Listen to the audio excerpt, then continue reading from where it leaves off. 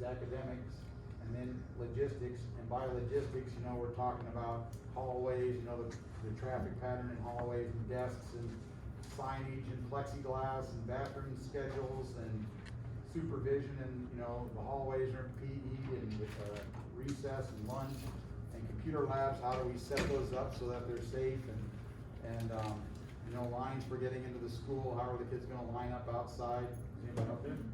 There was one truck pulling in. Oh, okay. Otherwise the door stop is. Oh, okay. And then cleaning of the buildings. You know, you guys might have some really good ideas that way. And then technology. You know, you might have some suggestions with technology. And then transportation.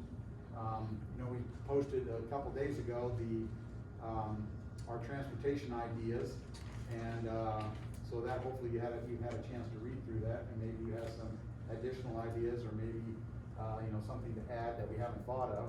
So I guess maybe the first thing I could say is, well, we do have a hand sanitizer station over here, so if you guys need to get a squirt of hand sanitizer, feel free to do that, or when you leave, if you want to get one.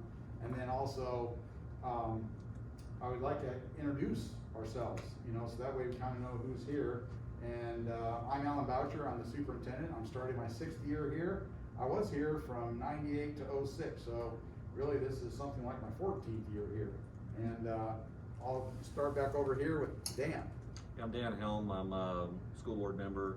I graduated from Sherrard in '86, and have 4 boys. One still in school, is going to be a senior this year. The other 3 have graduated, and that's about it. I'm Reese Fullerlove. I'm the president of the school board. Again, graduated from Sherrard in 2000. I've got a 5th grader and a 1st grader. I'm Casey Wine. I'm the incoming Sherrard principal of the grade school there in Sherrard. I'm also a graduate in '02. I got a little guy at home. He turns 2 in a couple months, and another one on the way in November. Yes, and Casey comes to us from Davenport School District. Before that, he's at Orion for a little while, just to give you the background. Okay, over here. I'm Alyssa Harkinson. I have 2 students in the district, a freshman and a 6th grader. And I've been a special education teacher for 18 years. Not in the district. I'm Belinda Schaefer. I have a 2nd grader, I guess she is now. Former special education teacher, currently working in a public health organization. Okay, let's start back over here again. Reagan Koonsman. I have 2 kids in the district, one that's going into 9th grade and one that's going into 3rd. I'm not from Sherrard, but I've been here for 10 years, and I'm not going to tell you what year I graduated high school. And my education is in education, but my career is not. So. My name is Tanya Bynum. I have 4 kids in the district, a senior, junior, freshman, and 3rd grader. And we are not new to the district. We've been here for 4 years now. And I work from home, but that has nothing to do with education at all. I am Danielle Holdsworth. I have 2 kids in the district, a 12th and an 8th grader. I currently work at the YMCA in Moline, and we're doing a summer camp there. So we've been dealing with COVID for a while. My name is Rochay Lawson. I have 2 kids in the district. My daughter will be in 7th grade. My son will be in 2nd grade. I am a graduate of the class of 2004, and I'm a registered nurse. So I've been taking care of COVID patients and exposed for the past 7 months. Wow. Thank you for doing that. Yeah. Thank you. I'm Aaron Johnson. My wife and I have 4 children in the Sherrard School District. I work in technology as basically a software engineer, and we do a lot between our church, and we are now we're actually very close to getting a DCFS fostering license. And so between all of that, I think we'll have a lot of involvement with the school for a very long time. Wow, that's great. And that's very nice for you to be looking to be a foster parent too. Very close. I am Hilary Spangler. I have 2 children, well I have 3 children, but 2 in the district. One will be in kindergarten, the other one's in 2nd at Sherrard grade. And most of my work experience is in the HR realm. Also worked with persons with disabilities for 10 years in a not-for-profit. And then we're business owners of essential employees. Put part of that. Alyssa Harkinson. I have a daughter entering freshman, and my son is a 2018 graduate from here. I also graduated here in 1989. My background, I work at Genesis Medical Center in Toledo in physical therapy, and I've also worked with COVID patients as well. And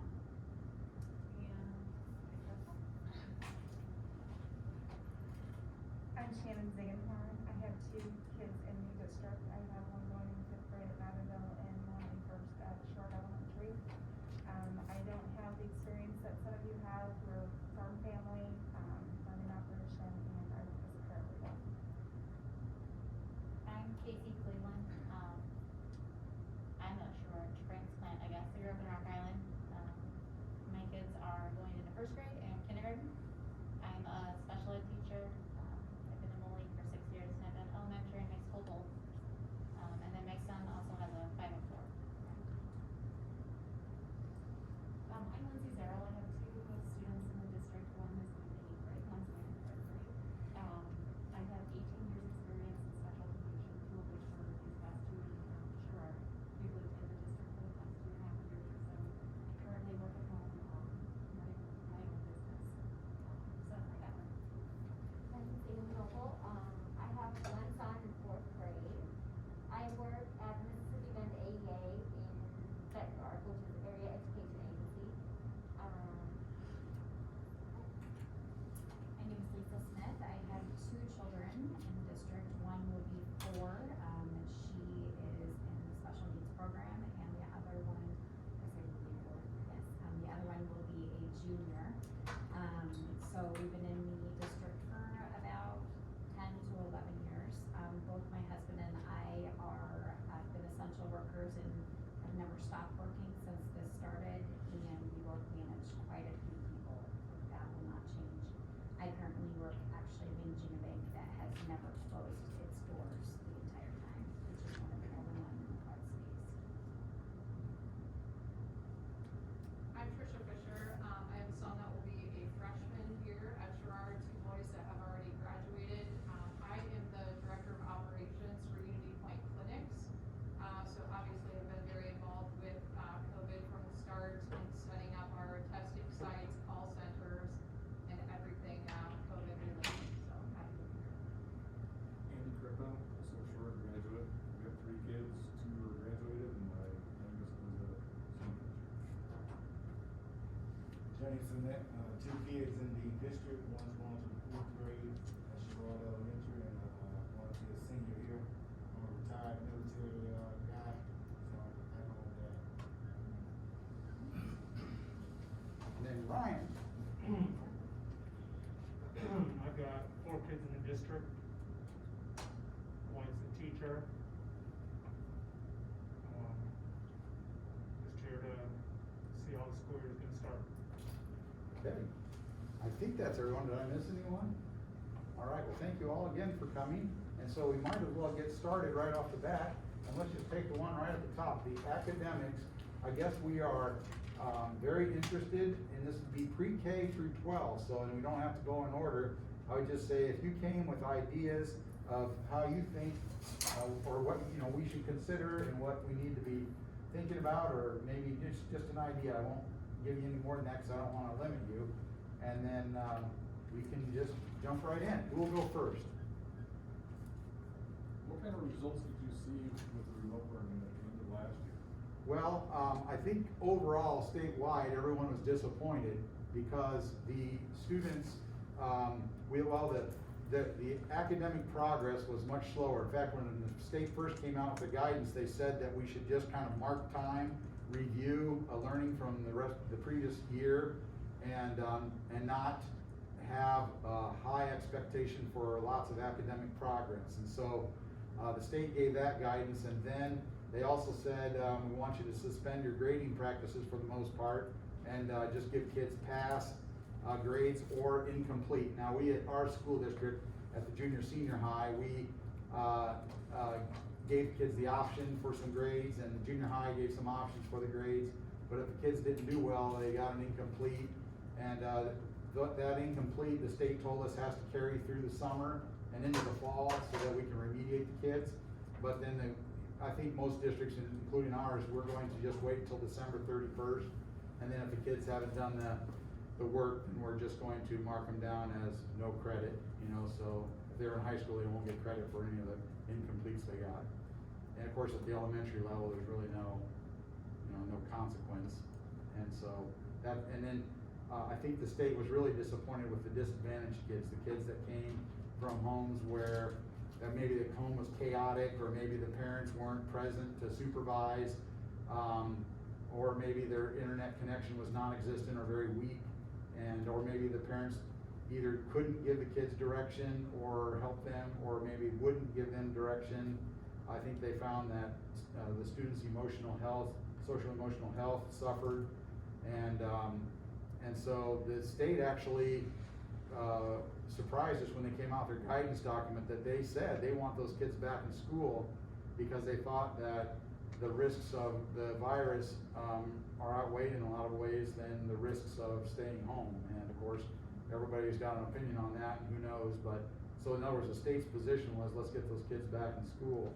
And so that's kind of how it went this spring. I think our district led the way for all the area school districts. We started on the first day, so the last day of school was Monday. We started with remote learning on Tuesday.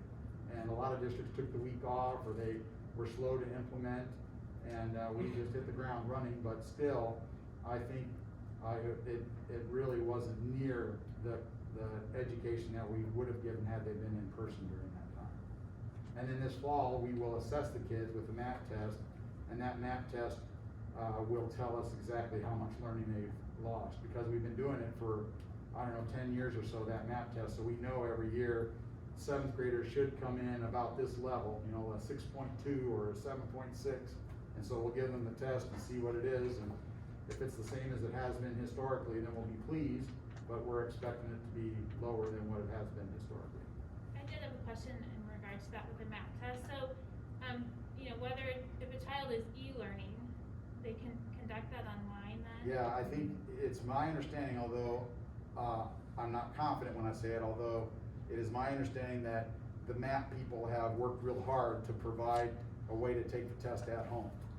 And how that's going to work, I don't know, but I think, yes, the kids at school and at home will be able to take the MAP test. You're not gonna be able to control the validity of the results that way, because with it being a standardized test, you're gonna have students taking that at home, and they could have a parent sitting right next to them reading everything to them, and you wouldn't have any idea. Right, yeah, I agree. So I guess that's something to consider as far as that goes. I'd also agree 100% that in-person learning is far better than remote learning, regardless of the student. And I guess that's why I was kind of frustrated that the district has chosen to go headfirst into 5 full days at 100% capacity, because I'm not comfortable with sending my children into that situation. And a variety of other options could have been explored. Other districts are taking advantage of those options, where you could have eased into the situation at 50% capacity and not had as many logistical concerns to iron out as far as busing and crowded areas and passing. So Maybe a 50%. So like in those districts that do offer that hybrid learning, do still give parents a choice to continue to be 100% remote. So it's not taking the choice away from parents to do a blended learning model. So, and with a high school student, once they get in high school, their GPA is so important. I worry about the disadvantage of those students who will be staying home would have compared to a student that will be at school with their teacher. And so you're thinking that those high school kids at home will have a better time or a worse time? A harder time meeting their academic benchmarks, definitely.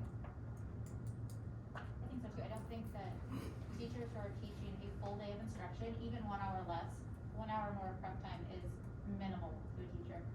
I don't think that they have the capacity to teach all day and teach online. And if the solution is to live stream and have the kids at home watch, the amount of data that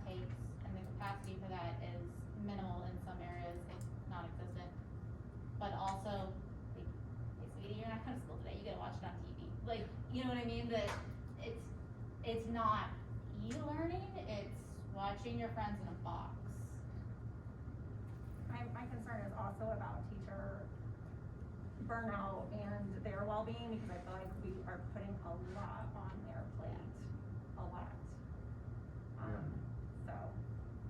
Now, I mean, to clarify, but if it's an A-B schedule, they're still teaching full-time, but they're teaching A kids, and then they're teaching B kids, and they're teaching the kids, so they still have to do their full-day teaching, and then they have to keep track of 50% of their kids who are at home doing remote learning, and then they have to take care of the kids who are full-time remote learning. So in other words, I, of course, it's all opinion, but I propose that A-B day is actually much more work. Because now it might be 3 or 4 kids at home remote learning, and then the full-time at school, whereas A-B day is full-time at school, half the kids at home remote learning, and your full-time remote kids. Moline, East Moline, and Rock Island all have shortened their days so that teachers have adequate plan time. Yeah, I know they have. You know, just those districts, the A days and the B days would be, the A days when the students are at school, they're gonna be getting primarily their ELA and math instruction. And then the students that are remote learning are gonna be getting their science, social studies. So it's gonna be different things, for the remote students. And then the B students would come and that teacher would do the same lessons that she did for her 2 A days to the B students. And then those students would be doing the social studies, science, and other enrichment But would- activities remotely. So it's not necessarily like they would have to do everything all day Right. long. But if they're doing, if they're teaching a lesson for their A kids, while the B kids are at home getting the specials like science and social studies, PE and art and music. And then when the B kids come back to school, the teachers are covering that same material that they're giving the A kids, that means they're going half as fast. Right, and And so so- districts have adjusted their pacing guides and their curriculum maps to accommodate Yeah, that. so but I mean, the pace that they can go is half as fast. And the state has made it clear they don't want marking time or reviewing because the kids are already getting behind. They want it to be the same pace as a normal year, although they're going to have power standards. In other words, what are the core important things they want to teach instead of the extras or there's the have to teach and then there's the nice to teach. Ignore the nice to teach because, as we all know, it's gonna be difficult. I So- think having I'm sorry. There's a question in the back too. Oh, yes. It might be easier to raise hands, so we can take turns. I was just wondering, I know that we have to make a decision whether we want our kids to come or be at home remote learning. And I understand, you can't be flip-flopping back and forth. I understand all of that, that makes sense. And I know that we're not gonna have snow days, so they're gonna use those for e-learning. Would it be possible that if kids are ill from school, they could also do remote learning so that they don't have to wait to get back to school to get their homework? Because I'm thinking a lot more parents are gonna be a lot more alert when their kids aren't feeling well, and you're not gonna want people sending their kids to school if they're not feeling well. And is it a possibility that they could call the school and say, my child's sick today, can they please do e-learning? Or is that gonna be too difficult? No, I think that's the plan, but that's a good reminder that I'm gonna mark down to make sure that the academic teams, cause we have a pre-K 4 academic team, a 5, 6, 7, 8, 9, 12. We have those academic teams meeting to address those kinds of things. But yes, that would be the idea that and I should add, we're going to ask that if parents choose full remote to make it a quarter decision so that you don't come within the first quarter. And, but it's not that way for going to remote. So in other words, if you start remote and you're saying, man, I just do not feel comfortable with this at all, you're not gonna have to wait to the end of the quarter to go remote. You will be able to go to remote basically anytime, as long as once you go, you stay there. But we're gonna ask at least that you commit for a quarter to stay in remote. I suppose if there's an extenuating circumstance, like the reason you did remote is because your grandma who lives with you is in poor health, but then she passes, well, then you say, well, so now the threat is gone, so I want my kid to come back to school. That sort of thing we'd approve that, of course, but you get the idea. Yes? Can you explain the remote learning? Because I think what you're describing is it real time where if my child's at home, they're actually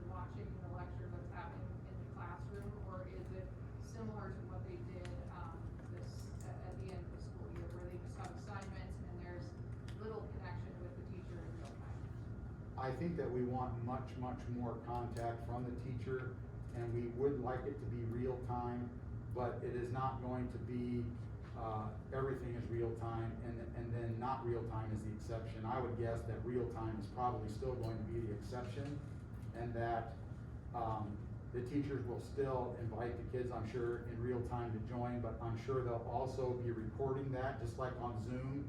When you're meeting with other people on Zoom, you can push record. I'm sure they'll do that sort of thing.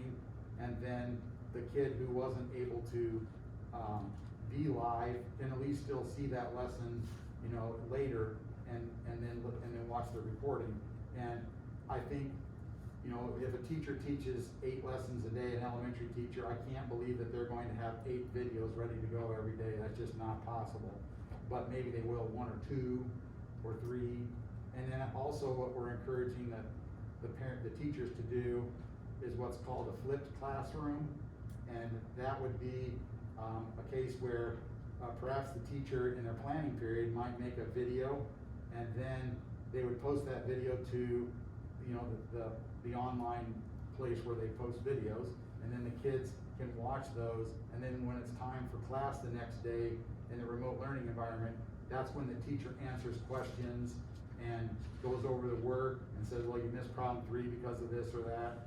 And so it's more interactive, but we'll call it the boring video is done at home and at the convenience of the kid, and not wasting that valuable streaming time or the other time.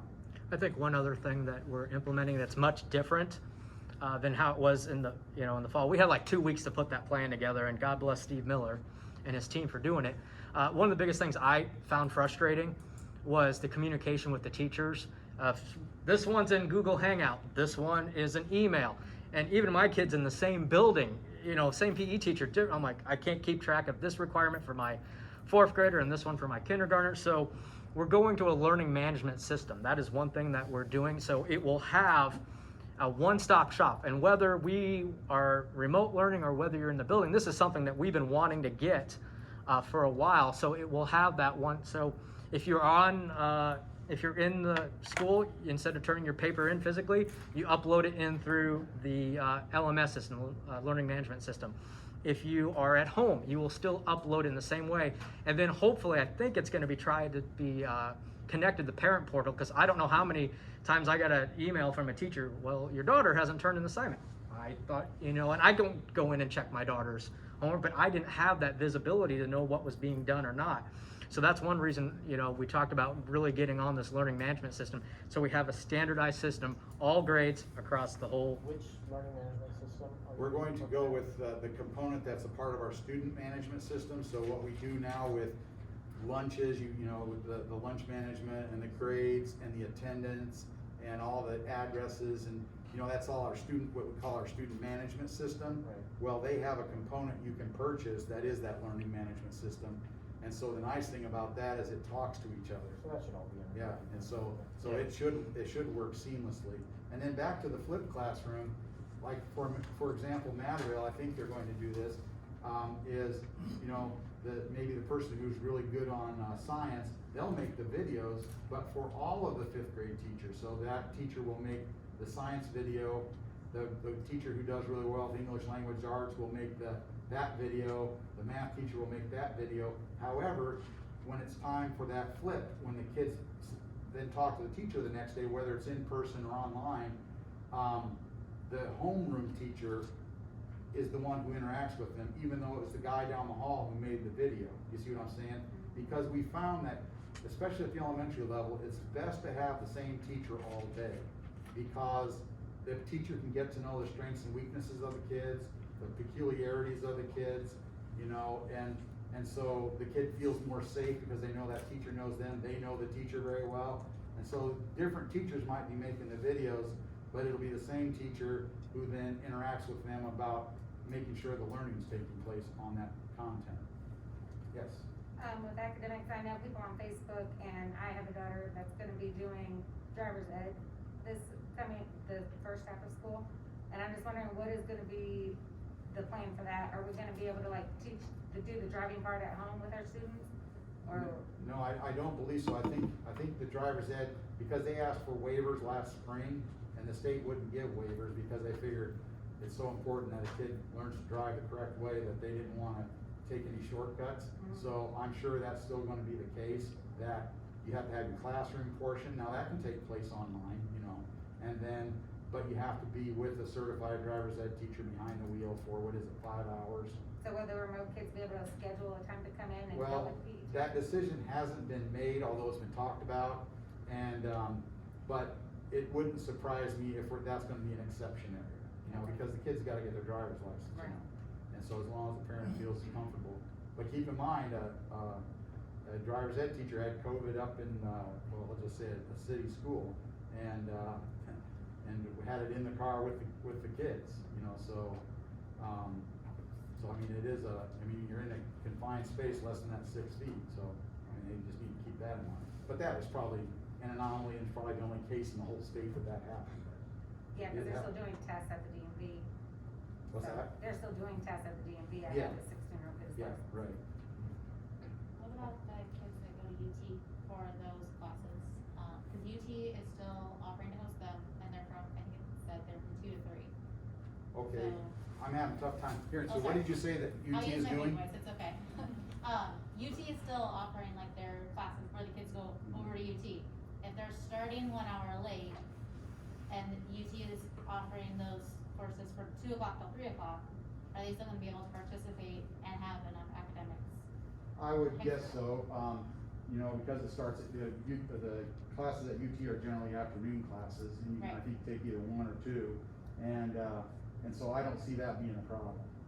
Some of the decisions we just had, it does talk to Julie the other day, I had a parent email me about a student. Okay. But I think that's. Yes, James? How will, the actual learning be addressed, whether you're in the classroom or remote? Kids learn at different paces, so if I'm in the classroom, I can raise my hand, Mr. Smith, I don't understand. Well, Speaking from personal experience, there wasn't a lot of learning going on in my house last school year. It was some instructing, but I'm not a teacher, you know what I mean? So Yes. things that I can teach, I teach, and some things like, hey, the answer late. I mean, I don't know how you did it in school, but answer late, you gotta get this turned in. I'm just being honest. So it's not a lot of educating at home, and I think that hurts, you know, that hurts the kids. If my kid is remote learning and they're having an issue grasping something, but it's due, as a parent, I gotta make a decision. I'm gonna let you fail this, or, I mean, I graduated high school, so I know 12 and below, I got you, right? So, how do I make sure that you get that education? How's the school addressing kids that may not be grasping that information versus something that's just, even if it's put out Monday and due Friday, there's only so much time for that teacher to go back and address those questions that the kids. Right, well, there's, one of the things that we're going to emphasize more than last year is the student contact by the teacher. We want the teachers checking on those kids, and plus we have paraprofessionals now, who, a lot of them have lost their assignment, because maybe the kid is, needs a one-on-one aid for behavioral issues, and now that kid's going remote. Well, what do you do with the aid? And so, instead of riffing them or putting them on unemployment, we're going to have them partner with teachers, and so then the teachers will say, all right, here are 5 kids that I'm worried about. Can you please call every one of them? These are their assignments, and make sure they're getting them done, and if they have questions, you can talk to them, and maybe talk to the parents while you're at it, and then report back to me. You know, so we hope to have those paraprofessionals working with the teachers as little worker bees to help get some of that. But we want the teachers also to make those connections. And we want them to actually have one-on-one meetings with the kids, so not just having a Zoom meeting with the whole class, but call up that kid and say, hey, let's get on Zoom together, and you can tell me what's going on here, because I notice your grades are starting to slip. You know, listening to him, I was having flashbacks about last year at the end. Because, you know, parent exhaustion around doing, depending on how much remote learning we are gonna be expected to do, hopefully it is minimal.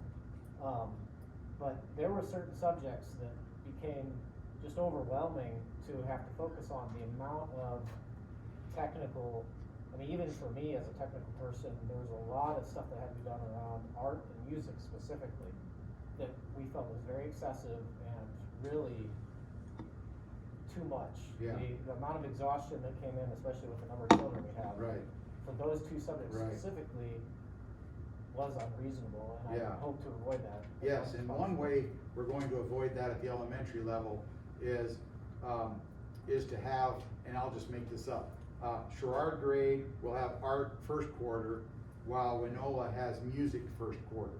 Then Sherrard grade will have music second quarter, while Winona has art second quarter. Did I say that right? And you got to get the idea. They're going to flip flop because we found the music teacher and the art teacher had 500 students each. 500 students. And so you can imagine how hard that is to keep track of 500. Well, they do that when they're in person, but when you put it in remote, and then some of the kids aren't quick to respond, the art teacher said it's just too overwhelming when you have 250 kids that didn't do the assignment and you're supposed to follow up with them. What do you do? And so we figure simply by switching quarters, we'll cut their caseload in half. And so it'll be, whatever the school's enrollment is. Yeah. And that will help. And so that's one thing we're going to do. I just remember there was like record a video of the kid doing this. Yeah. And somehow get it to Yeah. the teacher, and it was completely impractical. Yes. Making videos and emailing them or putting them on YouTube. Right. It's not stuff that parents Yes, should be expected to do. and we would, I guess we would want to know that so that we could have some personal counseling with the teacher, to talk about appropriate expectations. Right. Yeah, we don't want it to go crazy, Right. Yes. With the in-person learning, and I think the idea is to try to limit some of the teacher contact even in those classroom settings. And I listened to the board meeting and they talked about contact tracing in case there is an exposure. And maybe this is something that's already in place, but I had a thought that, maybe the teachers could work with the same small groups consistently. So in kind of elementary age, I remember last year they maybe had 3 or 4 kids in the same reading group. And so, if the teacher could continue to work with the same small group to limit exposure for the kids to be in close contact with each other as well. So, of course they'll be in the classroom together, but the hope would be maybe their distance, like this, but there might be times where they need to work closer. And my thought was, can they stay in the same small group, maybe based on their level? Now, when you say that, you mean a subgroup, the same, for example, if there are 15 kids in the class, and you got them in 3 groups, they stay with the same 5 each time? Okay. Right, so that way we know who their exposure was for that week. So, if, so my child attends camp right now during the day, and that's how they did camp, was that they grouped in the maximum number that they could have, but you knew who your child was exposed to close-knit every day. And that, it's just a thought for maybe. Yeah. Having to do contact tracing, it's something we need to consider, Alan, because it's hard for adults to think about who you've been around, let alone kids and others. So that.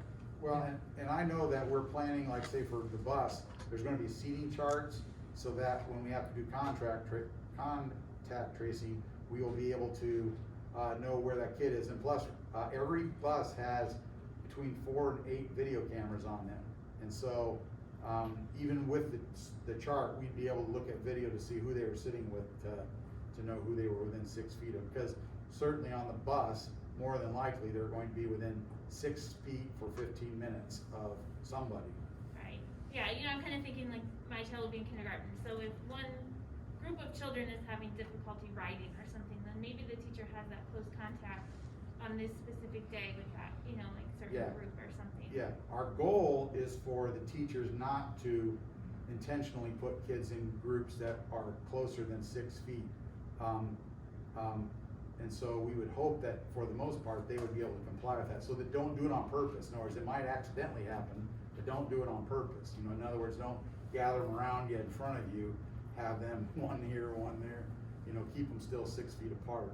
And their classroom lessons, like they've said in every article I've read, education is now different forever, and so the way we were taught as kids, and even the way it was done last fall, those days in a lot of ways are gone because of that very reason. You can't give every kid a hug when you say goodbye to them. Those days are probably gone forever, and you know, maybe the drinking fountains are gone forever, you know, and it'll just be water bottles, that sort of thing.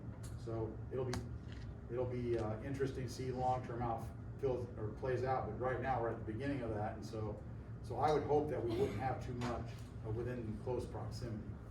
But that's a good idea about the subgroup staying the same. Yes. So, I have two things, building off of the subgroup, when you said 15, I actually laughed to myself. My son still has his Valentine list hanging on his doorway, along with the February calendar, because he likes it there. There was 28 kids in his kindergarten classroom. His kindergarten classroom is not this big, and there's only 22 of us here, and right now, if I were to be sick, she has to be tested, he has to be tested, they're questionable. Yeah. That's not reasonably possible in any Right. capacity whatsoever. Right, but, so you know. but keep in mind that many parents are gonna choose to do the remote, so the 28 might turn into 22, you know, and, That's completely unpredictable. Yeah. Okay. That was my other question. What does remote learning look like when we don't have access to adequate internet? I mean, your guy Steve is coming over to my house next week because we've got 12 kids in a valley in 5 different houses, and I have written the governor twice. I filled out the form online. The cable church has tried to get anything. The fiber optic cable ends on the other side of the creek, and we have no options. We Right. can't. do you have any No matter cell, what they can do you buy. have cell No.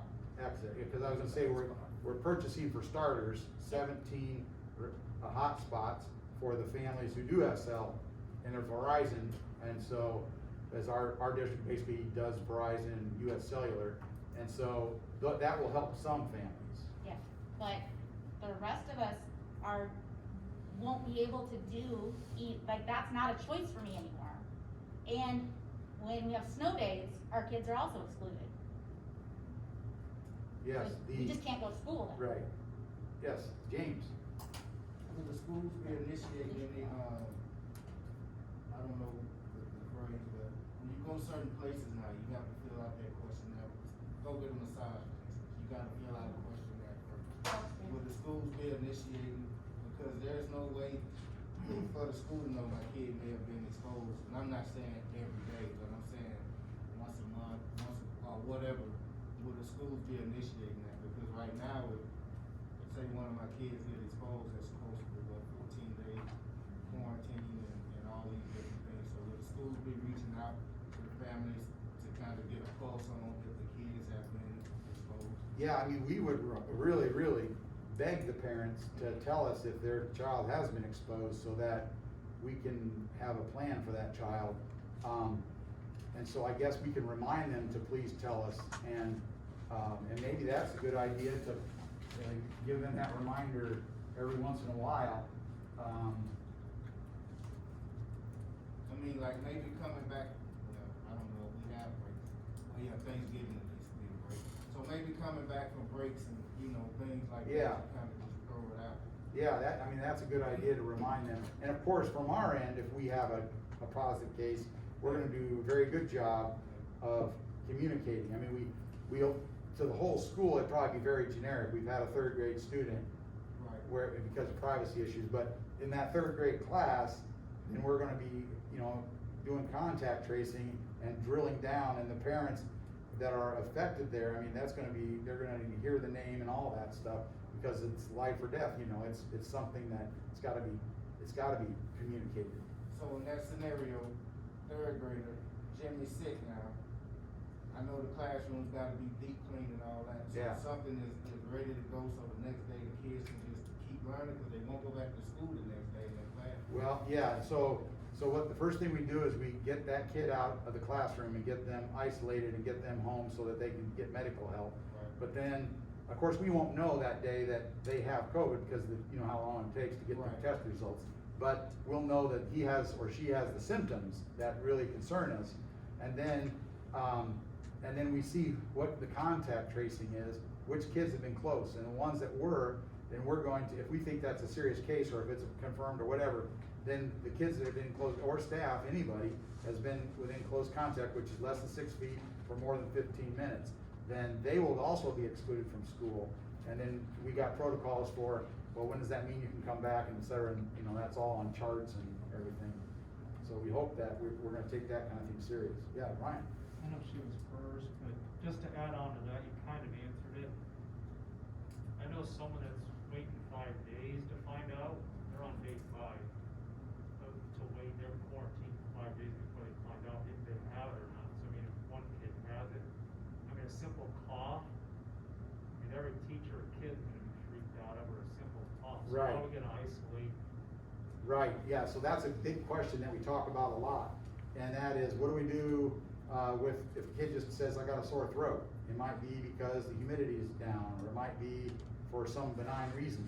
Well, we're gonna have we're gonna have a quick trigger, you know, we're not going to have much patience with that. So we're gonna ask the kids some questions, and if the nurses feel that this is a problem, well, then they're gonna err on the side of caution, and that kid's gonna be excluded from school.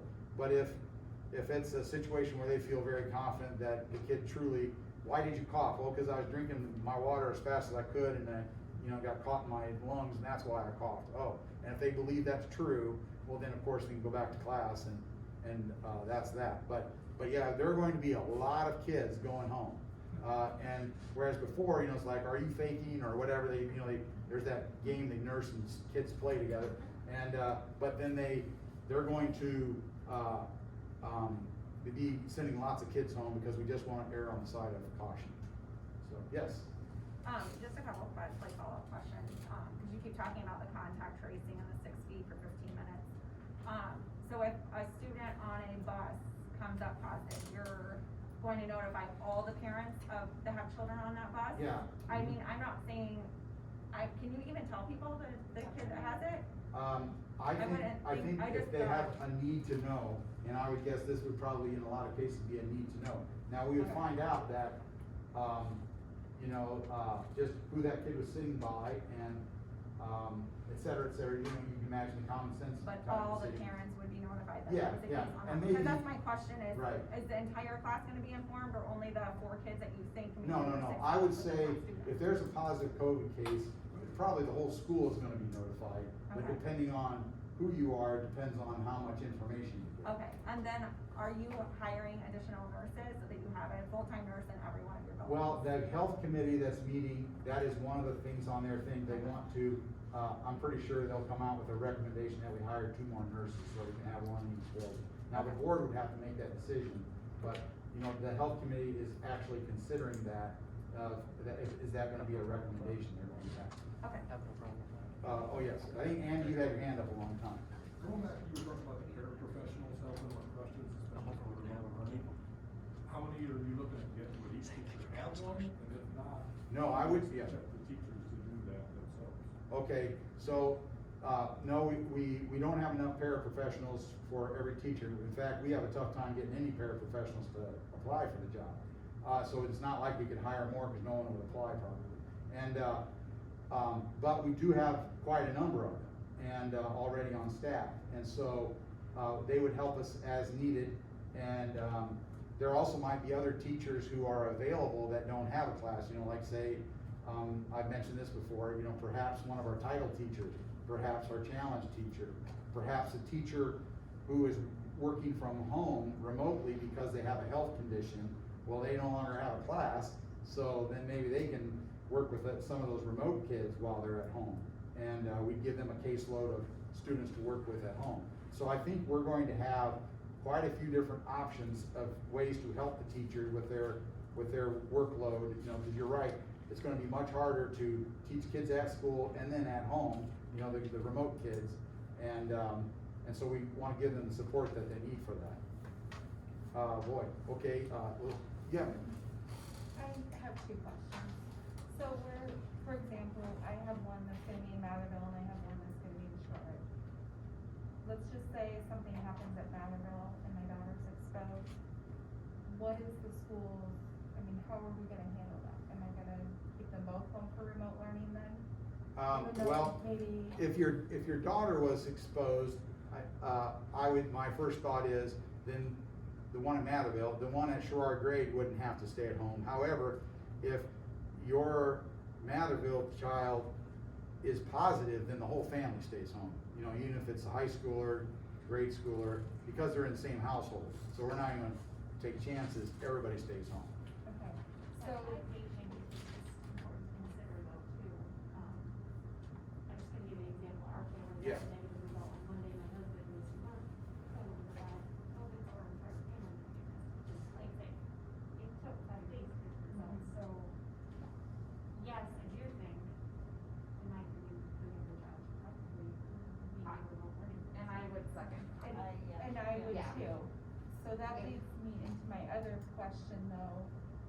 I guess I have a concern a little bit about, and I appreciate everything that the school is doing. I think our teachers that I had last year were phenomenal.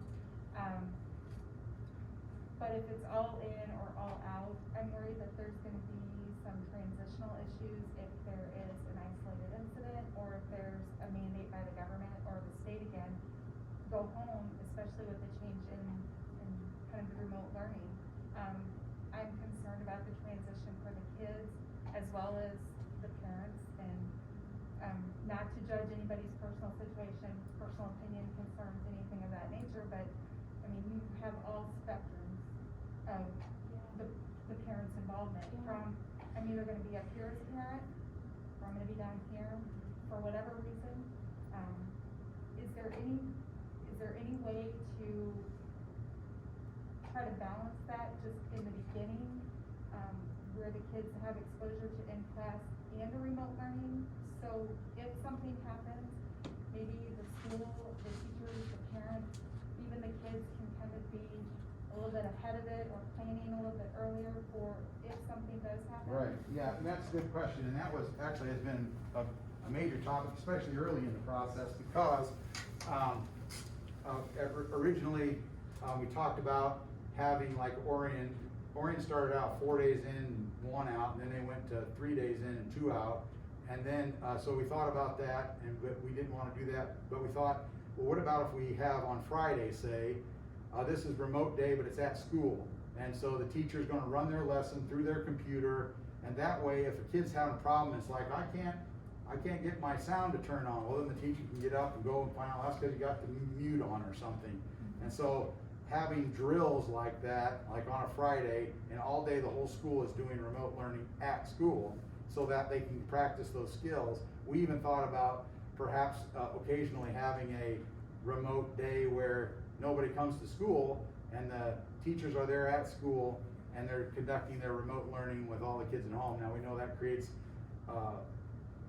childcare hassles for parents. We wanna be careful about that. We don't wanna we don't wanna use that privilege or whatever, but at the same time, we thought maybe that could be something to do. So that is a part of the conversation. And Steve Miller, our technology instructional coach, he thinks that having those simulations at school, but I mean, it's real learning. It's not gonna be they're gonna be playing. They're actually gonna be doing that. In fact, you want there to be problems in the sense of then you can fix them here while the kids are at school, so that when they go home, they know how to get their computer off of you know. And the other thing I talked about, Steve, with is not only is the instruction for kids, there's got to be a primer for the parents. Because, the kids may get it, and then it'd be nice to have a quick tutorial video when the kid comes home and I need help and I don't even know where the menu is. So I've talked to Steve about let's get ahead of this.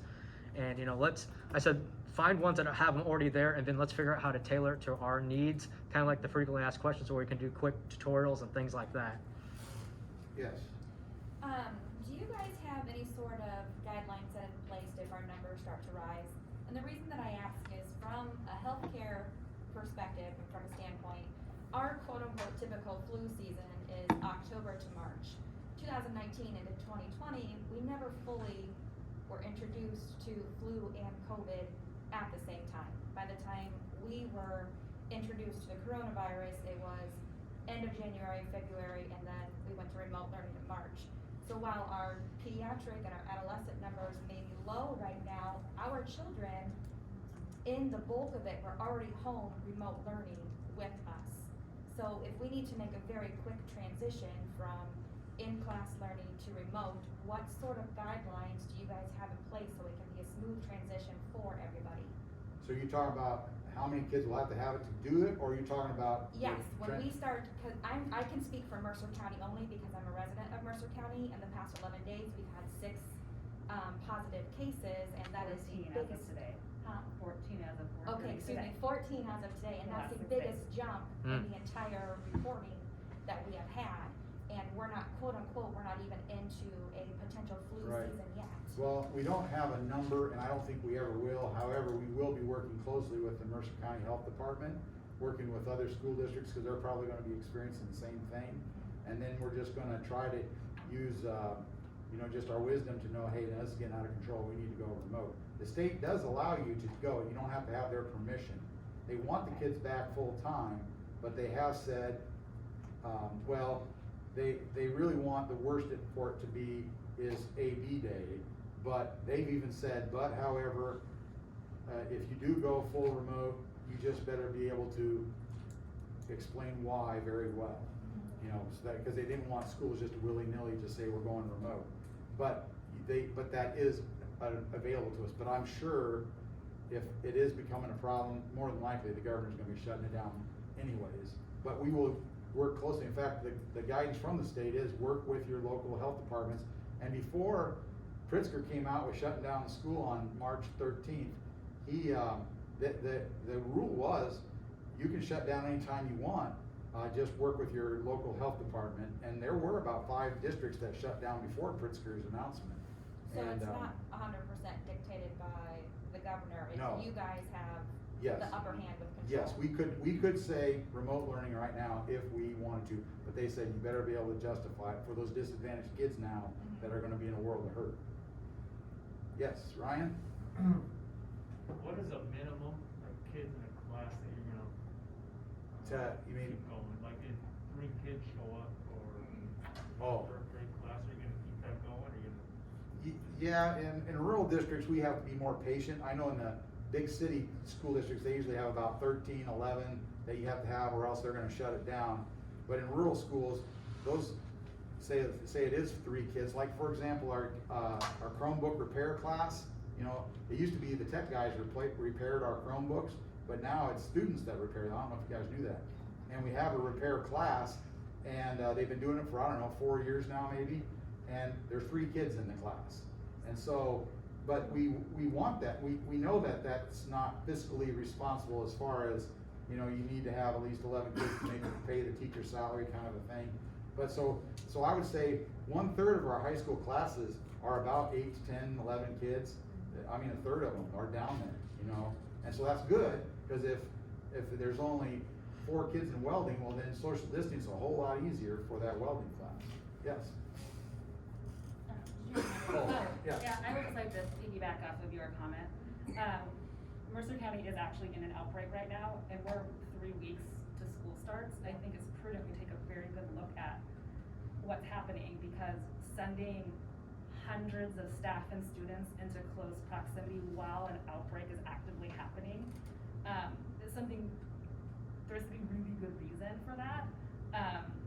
Also, Dr. Katz is kind of the expert in infectious diseases in this area. He said yesterday that current trends are not promising for safely opening schools by the end of August, when we're talking mid-August. So those are just things that I want to Yes. just put out into the ether Yes. to make sure they're said, as well as Mercer County Health Department actively saying, wear masks, 6 feet social distance, wash your hands, but in classrooms, we can't guarantee 6 feet, even with the mask, because we know that the kids may or may not put the mask on correctly. So we can't even follow IDPH and the CDC guidelines. Also need to look at that and make sure we're cognizant of that. And the other thing is, when our hospital systems get overwhelmed, which they're very close to being overwhelmed, the chain of supply for PPE and disinfectant will be decimated. So while we have 20,000 gloves and we have 500 masks, what's gonna happen, we can no longer get the PPE. That's something else that needs to, we have a good start, that's a really good start, but, come December, we'll burn through all those things and we can't get those things because the hospital systems are overwhelmed. I would hope though, if we get to that point, that it would already be decided to do remote learning. Hopefully, Yeah. but let's prepare for that, because we don't wanna be where we were. I would say all of us superintendents in the area, believe it is, I don't wanna say probable, but that it is not unlikely that we will go to remote learning at some point. So we're not, in fact, we have a committee, one of our committees that Steve Miller's in charge of, is specifically geared toward the transition from in-person to remote learning. Just that transition and how to do that. I mean, they're actually working on it, yeah. Yes? I wanna make a comment back to the testing piece, just to make sure that you're really working with the community on knowing what their availability is for testing. And I'm not just speaking for Unity Point, because we work very closely with Genesis and CHC through all of this, so we can have a standard plan for the community. But it's not just as simple of, having a kid that tests positive and now all the class wants to go and be tested when they don't have symptoms. Because to be honest with you, right now we are not testing asymptomatic people, because despite what you hear on the news, we are still short on supplies. So we really have to, so as you really put together that plan for, the contact tracing and who's going to get tested and how long we're gonna sit out, to Ryan's point, there are some places, we're fortunate that our turnaround is about 36 hours right now, but not everyone is in that situation. So if you have that, I think it's just really important to know what the availability is for testing in the community. You also have to be flexible with that as well, because that changes. Obviously we're testing more than we were back in March, but we hope to get to the point that we're testing others, but as the numbers keep increasing, we just can't do that. And so I think we just have to really work together with that and come up with a plan for who's going to get tested, who's available to get tested, and what are you going to do with those kids that, they don't want to come back to school because they've been exposed, but yet they have no symptoms. So I think those are all things we're just gonna think. Yeah. Alan, flag that one for the communication committee, because that's gonna be almost like a public service announcement that we're gonna have to help Ryan parents of, there is a process. Don't just jump and overwhelm the healthcare system. So that could be some things that the Because I will tell you, that's been a huge pain point for us with employers. And so, in the beginning it was, if Deere had an employee that tested positive, they wanted everyone tested, and it's just not feasible to do that. So we've had to do a ton of education out there. So I think right out of the gate, any type of education that you can give to the parents, to give scenarios, that's really the easiest thing. If this happens, then this is what we recommend, based on the current situation with the healthcare community. Yes. Yes. Yes. So if you are absolutely going to insist that 5 days a week is what is best, and I now no longer have a choice of remote learning because I don't have the internet to do it, how can I help my kids social distance? And the only thing I can think is to somehow get classrooms more space, because this is a bigger room and we're spaced out more. If we didn't have this space, we wouldn't be as spaced out. I know there's gonna be more kids than 22 in this class, probably. So what other options are there? Can we use community buildings? Can we look at other spaces so that we can physically have more room to create social distancing? Well, those buildings would have to meet school fire code, and I just don't see any church or any community building having the same standards. I mean, it goes down to what kind of glass you have, what kind of doors you have, and, all the fire detection equipment and fire extinguisher. I mean, it just goes on and on and on. That's why it's better to tear a building down than to make it school, because it's just too costly to so I don't think going to, like, say, a local church is an option, but going to the gym might be an option, or going to split the kids in half and do the old streaming where the teacher's down the hall in the other classroom and streaming with, and then the para that we talked about, or the teacher's assistant or whatever's in the other room with the rest of the kids. I know that kindergarten class last year is now going into 3 first grades instead of 2. And so that will knock it down into the teens. Okay. And then if you say 4 of those stay home, well, now you're down to 14, so that particular class, now that doesn't mean that's true everywhere in the district, but that by far is the biggest class in the district. Yeah. And going back to the internet issue, that was one of the major concerns. We're not like in the city, Right. where you can get it anywhere, and God knows, I've driven halfway in town to try to get a signal to send an email on a My BlackBerry. employer, can't believe that I live in a place without internet. So one of the things that he mentioned at the school board meeting that will help a little bit is hopefully, you know, when those areas, we can work with those students who may not have that direct connection. But a couple things is, you know, last year we put all the Wi-Fi extenders on all the buildings. One of the coolest things I ever saw was when I was driving past the grade school was a dad in a truck, and he had 2 desks built in the truck, and the kids were right next outside the building where they could connect to the Wi-Fi. He's also secured how many buses now that we're gonna put in communities that may? Well, 2. 2? But we can buy more if we needed to. Yeah, so if those go good, it could be something we look at to make it a little bit as accessible as possible. I can just toss out there too, Geneseo Fiber, if enough people get on there and they, They lose the only cost benefit for it on.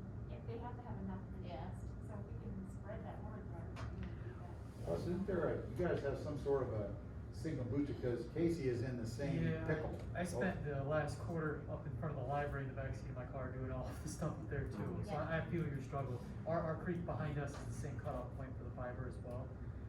We put an extender in, and I mean, they're not cheap by any means, but it did amplify enough of the signal that I can at least, like Google Docs and things like that. Streaming video is still wavery depending on the weather and things like that, but there's more options coming. Right now, talking to the guy that installed it, 5G is apparently supposed to cover folks like you and I to start making it so that we can get that same type of internet, but that's within the next year. So it's not an immediate fix, but it's something that I know that I'm looking forward to having that too, because I'm right there with you. What's the cost? For the extender that we got, it was around $1,200. Yeah. My wife was essential for her business, but because she was pregnant also, her business helped us to put something like that into our home. So I know that that's not feasible. It wouldn't have been something that I found feasible right off the bat either. I have found a smaller, cheaper option because I'm getting ready to move to an area that doesn't have Mediacom or fiber optic, and satellite's expensive and not reliable whatsoever either. And I'll put it in one of our areas, but it's a one where you can take the SIM card. So like, let's say you have a hotspot, but the hotspot only, the antenna's only marginally better. This thing has an amplified antenna, so that thing only costs like $200, and it tricks it. So you know, a lot of the data plans that you get, it's like, oh, you get unlimited, but after you hit 15 gigs, it throttles you down. This thing has a way where but it doesn't hurt you if you're streaming. So what it does is it tricks it to make it think all the data is streaming, and so you don't get tethered. You can actually have unlimited at a better rate. So it also depends. You can actually ping and see which towers are closer to you, and see which one's the strongest, where you could get that. Let's say it could be T-Mobile, or what? Let's face it, T-Mobile doesn't work, but Verizon, AT&T, UScellular, whatever. So I've been looking at those options as well. Not the cable sometime, because we tried. My husband used to sell cell phones for Samsung and do all kinds of cool stuff. We're like the dead zone. I have your email. I will send you the thing I found. Okay. What's that called? It's Uh, a signal booster. Yeah. So one of the things I did start doing was downloading things when they were available and bringing them home. With Yeah. Google now, they've changed to a lot of things being able to edit online as well, so that's been a huge help. Yeah. So I'm not sure if that would help, but something that we have looked at doing at the grade school now is maybe taking some of those videos and working with families that are out far enough or don't have that access, and downloading it so that it is accessible and you've got a way to at least plug in and see. Alan, for the technology committee too, can you ask them to find a way? Let's say we do have parents like you who you don't want them to try to figure out where to download every little thing. If we can put it in a zip file or something where you got one single file to download and you're not spending, 30 minutes just trying to find all the different things. Can you even log into a Chromebook though without internet? Yeah. Can you, Casey? A few years ago I looked into that, and I couldn't tell you now if you can or not. The but one know that a I few brought years home ago, from school, like that my students would use, I can't log in without internet. because it doesn't allow the login to be Uh-huh. read through. I think it Yep. depends on the phone. Okay. I really think it depends on the specific, I mean, I Yes. don't know about the ones we have. And, Yeah. and But I as know far as there's Google, different- sorry about that. I just know there's different capabilities with different models. And with the offline access that they've started to really increase, that very well may be a viable option. I can look right now and see if that's something that works too. Yes, Dr. I'm Corner. gonna just go back to the space question. Is there, this might not be possible, but is there a way that you have, whether it's on the school floor plan to know? So I have no idea if there are 30 kids in my kid's English class or if there are 10. And so is there some way to, you just said there's three kindergarten classes now. So maybe that changes parents'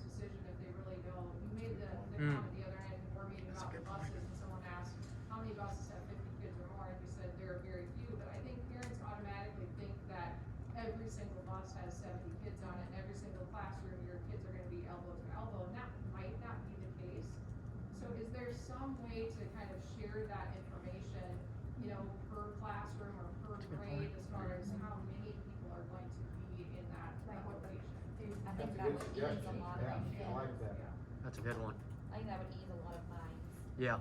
Yeah, that's a good suggestion. Yes, James? Couple of questions. One, what does lunch look like? Minus this. And two, I still have a kid that cares about recess. What does that, look like in the elementary? Okay, so lunch, the high school and junior high, there are 4 lunch periods. And the high school has 3 and the junior high has 1. And so they will still stay with 4, but they can't have more than 50 people in there, and that includes the adults.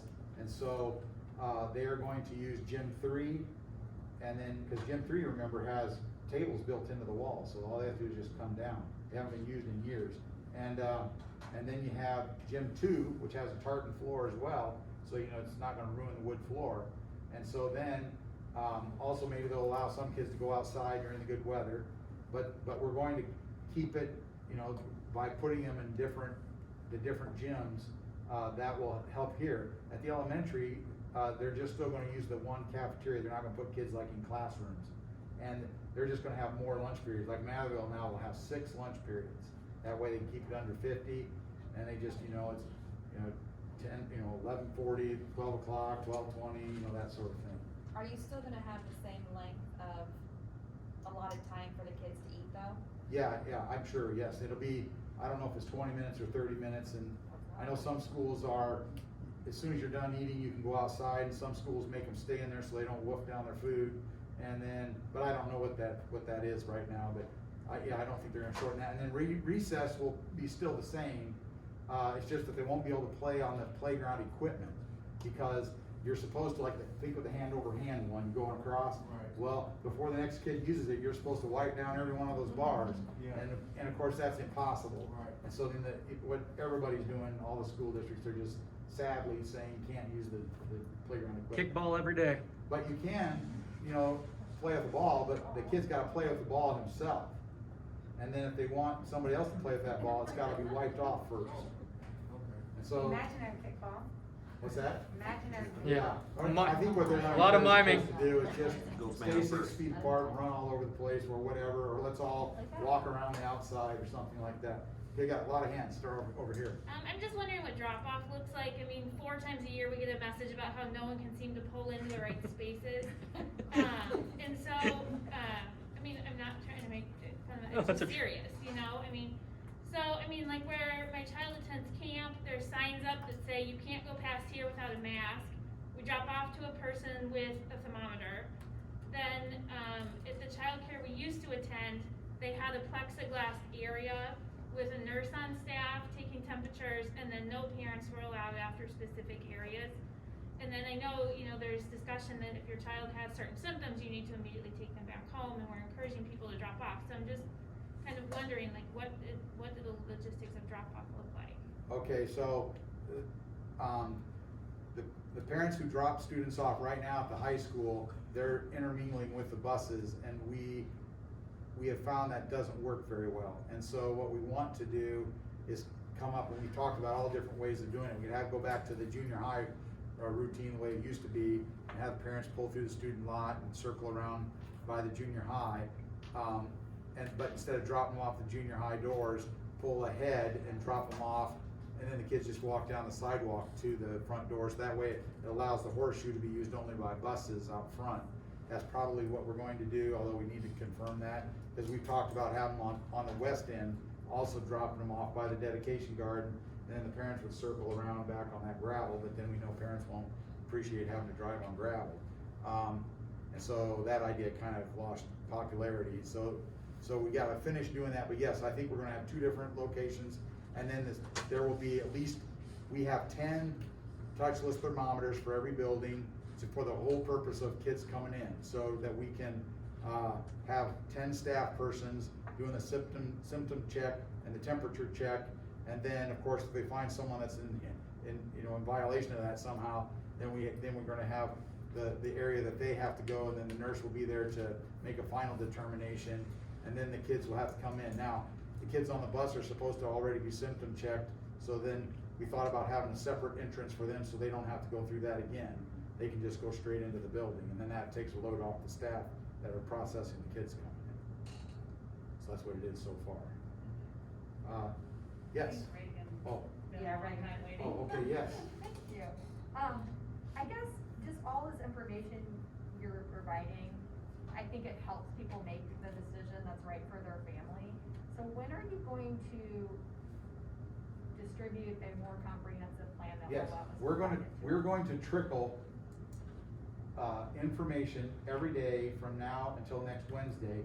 And as our goal next Wednesday, the final document, of course, we never finish, you know what I'm saying? The final document, that'll be hopefully enough information for you to make an informed decision, will be done next Wednesday, by the end of Wednesday. And then you'll have through the following Monday to make a decision, because we really want, we're gonna make it available Friday. Tell us, please, once and for all, no change backs, you know, what are you gonna do, you know, and we're gonna start opening that up on Friday, and we'll probably have a couple more questions to go along with it, such as the busing one. We're gonna know that for sure, so it's gonna be at least 2 questions, and maybe 3 or 4, I guess it depends. And then that's when we will know on Monday, hopefully at the end of Monday. Of course, you know, some aren't gonna do it, and so we're gonna have to have the staff call them individually. So hopefully by the end of Monday, we will have a final number that 42% of the kids are doing remote, and, you know, 48% or, you know, 58% are doing, in school, or whatever it's going to be. And are you gonna tell us what that is? Yeah, Okay. absolutely. And And then I then- like that idea of how many kids are gonna be in each classroom. Yeah, I was gonna ask. But we can't do that until after that's all. Yeah, I was you know. gonna say, what about like a pre-tell, so then you can say, cause some people are concerned with numbers in the Right. classroom, say, I mean, I okay, have no idea there's gonna about be that. 30% of the 3rd graders in class, and then I can say, well, that's too high, or that's the perfect amount, before I make my final decision. So people Yeah. aren't trying to go Well, back. yeah, okay. I think we need a soft number and a hard number, and Yeah. almost like a week in Oh, between, okay. where we have time for the registration to catch up to those numbers, so we can give them time to, like, okay, this is how many people are definite not going to school, and here's the ones that we think are gonna be in the classroom for each, you know, even at the high school. Okay, you have English 1. English 1 right now, currently with Mrs. Johnson, has 15 you know, we may have to try to figure out the best way we can. I don't know. It might potentially sway your registration too, though. But if a week ahead you give me 30% in kindergarten, and I say, oh, 30%, that's great, and now a lot of other people think that same thing. Now maybe you have 50% You're gonna be registered. up to almost full capacity again. Yeah. Yeah, I mean, I understand what you're saying, and I think that it would be value, because I think that Mhm. everyone, that's what their concern is. Yeah. I think it could definitely sway their decision, you know, it'll sway the number a little bit. Also, how are you collecting that data? Can I just ask, because obviously only 64% of people took the survey, so you're gonna call the people that don't respond, but are you asking for that decision to be made electronically? Yes. Okay. But I mean, I suppose we could say, but if you want to call us or, Oh, I just wanted to Drop know it how off. you were gonna notify people that they need to take this oh, action. well, I'll do the all call. But Okay. see, but that same system that calls everybody can also text everybody, and it can also email. So I told the principals, I'm gonna do all 3. Yeah. You know, so I'm gonna, you'll receive a text, you'll receive a phone call, and you'll receive an email, and you'll be thinking, you know. I'm But sick of Reagan, this. you're asking what the It's actual system where you click Yeah, are in you or doing out. bi-directional texting, so I can just say yes or no? Yeah, so Oh. when you Remote respond- Yeah, or- where's it being registered that the Oh, parents well, are gonna I say, guess I was thinking that would be the same kind of system that we used for the first parent survey, but, I mean, I understand what you're saying. I guess maybe that we can say, this is how we prefer, but if you don't have access to that or whatever, you can just text us. Because it's really, well, I suppose if we have 3 questions, you know, that'd be a little bit harder, but whereas if it's 1 question in or out, you know, that'd be easy to text, but. Right. I guess, but yeah, we'll take that under consideration to see if maybe we can have a combo of ways. Yeah, Andy? Out of curiosity, with the lunch, when the kids don't have masks on, is somebody gonna be enforcing social distance? Yes, the idea, it's gonna be almost like, you know, the red tape or a sign that's on a seat. You can sit here, but not here, but here, but not here. It's that, yeah, 3 kids can sit on a lunch table. So, you know, when the big things come down, only 3 kids can sit on that thing. and to be socially distanced, and so, but we have tons of those tables, and plus you can only have 50 anyways, so it's not like you, we'll need them all anyways, then we'll just do those plastic tables or whatever for the gyms. You know, of course, gym 3 has the tables in the wall, so that can, and they'll all be socially distanced, yes. Kids won't like it, because they wanna talk to their friends, you know, and they'll have to be 6 feet away. Yes? And it just left my head that quick, no, okay. We can jump out of, in-person to remote at any time, right? Cause it sounds like a lot of people thinking we stuck once we sign up. But I No, jump you out can of always face-to-face move to remote learning, whenever. yes. It's just coming back. Right, that's all. and if there's a great reason, or, you know, something that's extenuating circumstance, I suppose you can go back the other way, but in general, just wait till the quarter, you know, and then you can come back, or, you know, that sort of thing, yes. See? It's contagious. Okay, well, so reducing, like, interaction and that kind of stuff, especially at the high school level. What about block scheduling? So Yes. that maybe one quarter or 1 week or month, or however you Yes. decide to do it, instead of having 7 periods a day, Right. they're going to 3. Yes, and they are met today even to talk specifically about the block 8 schedule, because you can also do block 4. In fact, the Sherrard High School, I think, used to be on block 4, where you took first semester in the first quarter, second semester in the second quarter, so your whole class for the year was done in the semester, that's block 4. But they are thinking about doing block 8, and so you'd have 4 classes, you know, today, and the other 4 classes tomorrow. And so it goes back A day, B day. And that way you're only in the hallways, you know, if you're not counting before and after school, you're only in the hallways 3 times. And then it also makes the class twice as long, 70-minute periods. And so that allows you to go more in depth. And so I would say that that is a very strong possibility, because they are talking about it, and they're talking about it very, very seriously. I remember another thing. What about a staggered start time? So a lot of parents are saying that they don't have the ability to drop their kid off an hour later, and the Y can only take 30 kids. So what are we gonna do with all these kids? Where they want it like at the end of the day. And so if you're worried about how to get all of the kids in the building in the first place, it would take some commitment to say that you're always going to come an hour late, or you're always gonna come right on time, because it would have to almost be by like teacher. So this first grade teacher, all of her kids are showing up at 8:30, and we'll be screened and everything, and they're done at 2:30, and so her extra hour of plan time is the end of the day. But then that reduces the traffic and congestion in and out, and it would give parents some flexibility with ride sharing and daycare and work, to have the ability to maybe pick somewhat. And maybe there's some parents that it doesn't matter, and they could be the ones that fill in the odd spaces, I don't know.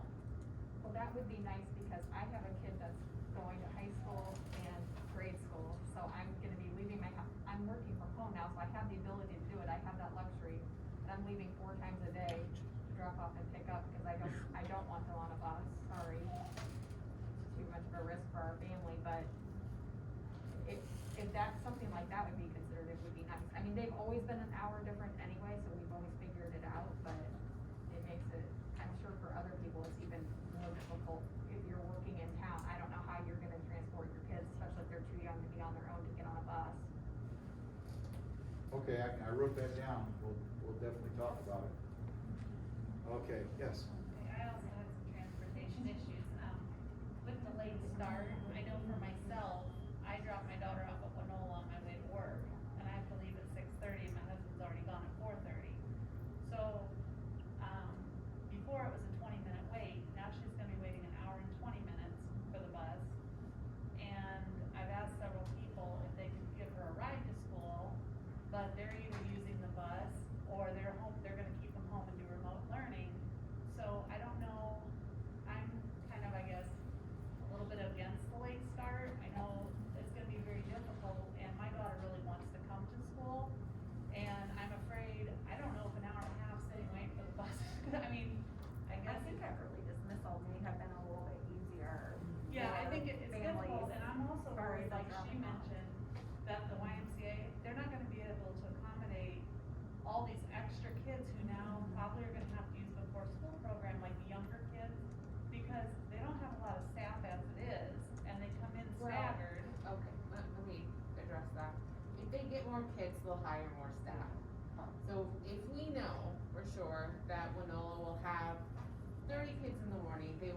to the gym. We'll have distance, we'll be able to socially distance very well. And they will hire more staff. Mercer County will do that. I'm also But we worried. need commitment for that. I'm kind of worried about the busing itself too, because I have a feeling you might have an influx of kids that before weren't maybe using the bus, but now with late start, their parents can't bring them to school. Now you have even more kids riding the bus than maybe even previous. So I am worried about that. I mean, my daughter's old enough that she can wait, but that's an awful long time to get up early and just sit and wait for the bus. But I don't really want her standing along the highway for everybody to see every morning, the girl standing kind of in a remote area by herself. And if the bus is late or it's winter, we have a long driveway, it's not like she can just step out and get on the bus. It's just not feasible. Now, Manola's always been a nice place to have an indoor place to wait, but like I said, now it's gonna be an hour, 20-minute wait. Drop her in our house. Josh can take her to school every day. Well, that's, I was just gonna say. I work the opposite direction, Oh, that's my problem, yeah. I'm heading the opposite way, and I have to be to work by 7. There's a Facebook community group going on right now, and one of the things that we talked about there was potentially getting community coming together to do not Or carpooling. other things.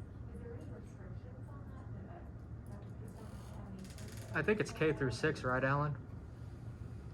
For the one- YMCA? Yeah. Yeah, they don't do preschoolers, I know, and I assume it goes through 6th grade. No, she's saying, is there any restrictions if parents want to carpool with each other? Oh, no, that would be up to you. In fact, some, You have to have the waivers for pickup, for elementary school. Yeah, as long as they're on the list, like, as long as they know every day, my neighbor Emily's gonna pick up my daughter, then. Yeah, right. yeah, we understand that they wouldn't be socially distanced in the car, but, you know, they're not gonna be socially distanced probably in the bus either. That's what I was gonna kind of caution, you know, I know that carpooling is convenient, but you don't wanna cause another problem too, because now you're putting your kid in another situation where we good friends, but I don't know what the is. Right. Or whatever the case, and now you're putting them in that car, so you wanna be careful, you don't cause yourself another issue, with the bus. Yeah, Andy? Kids showing up early to school, are you gonna have a set time that people start taking temperatures and not let them in, especially since the teachers now are gonna have their first hour of Yeah, planning we've- period? we've- You won't be able to supervise the kids? Yes, we've always had a time that you're not supposed to be there beforehand. And of course, you know, people are always pushing that limit because they gotta get to work. And then if it becomes a problem, we've always contacted her and say, come on, now we can't be there before this time. But yes, we hire people to go outside and start supervising kids at a designated time, and everybody's welcome to come at that designated time. But it might be a half hour. It's usually somewhere around when the first buses start to come, or some of the buses come a half hour early.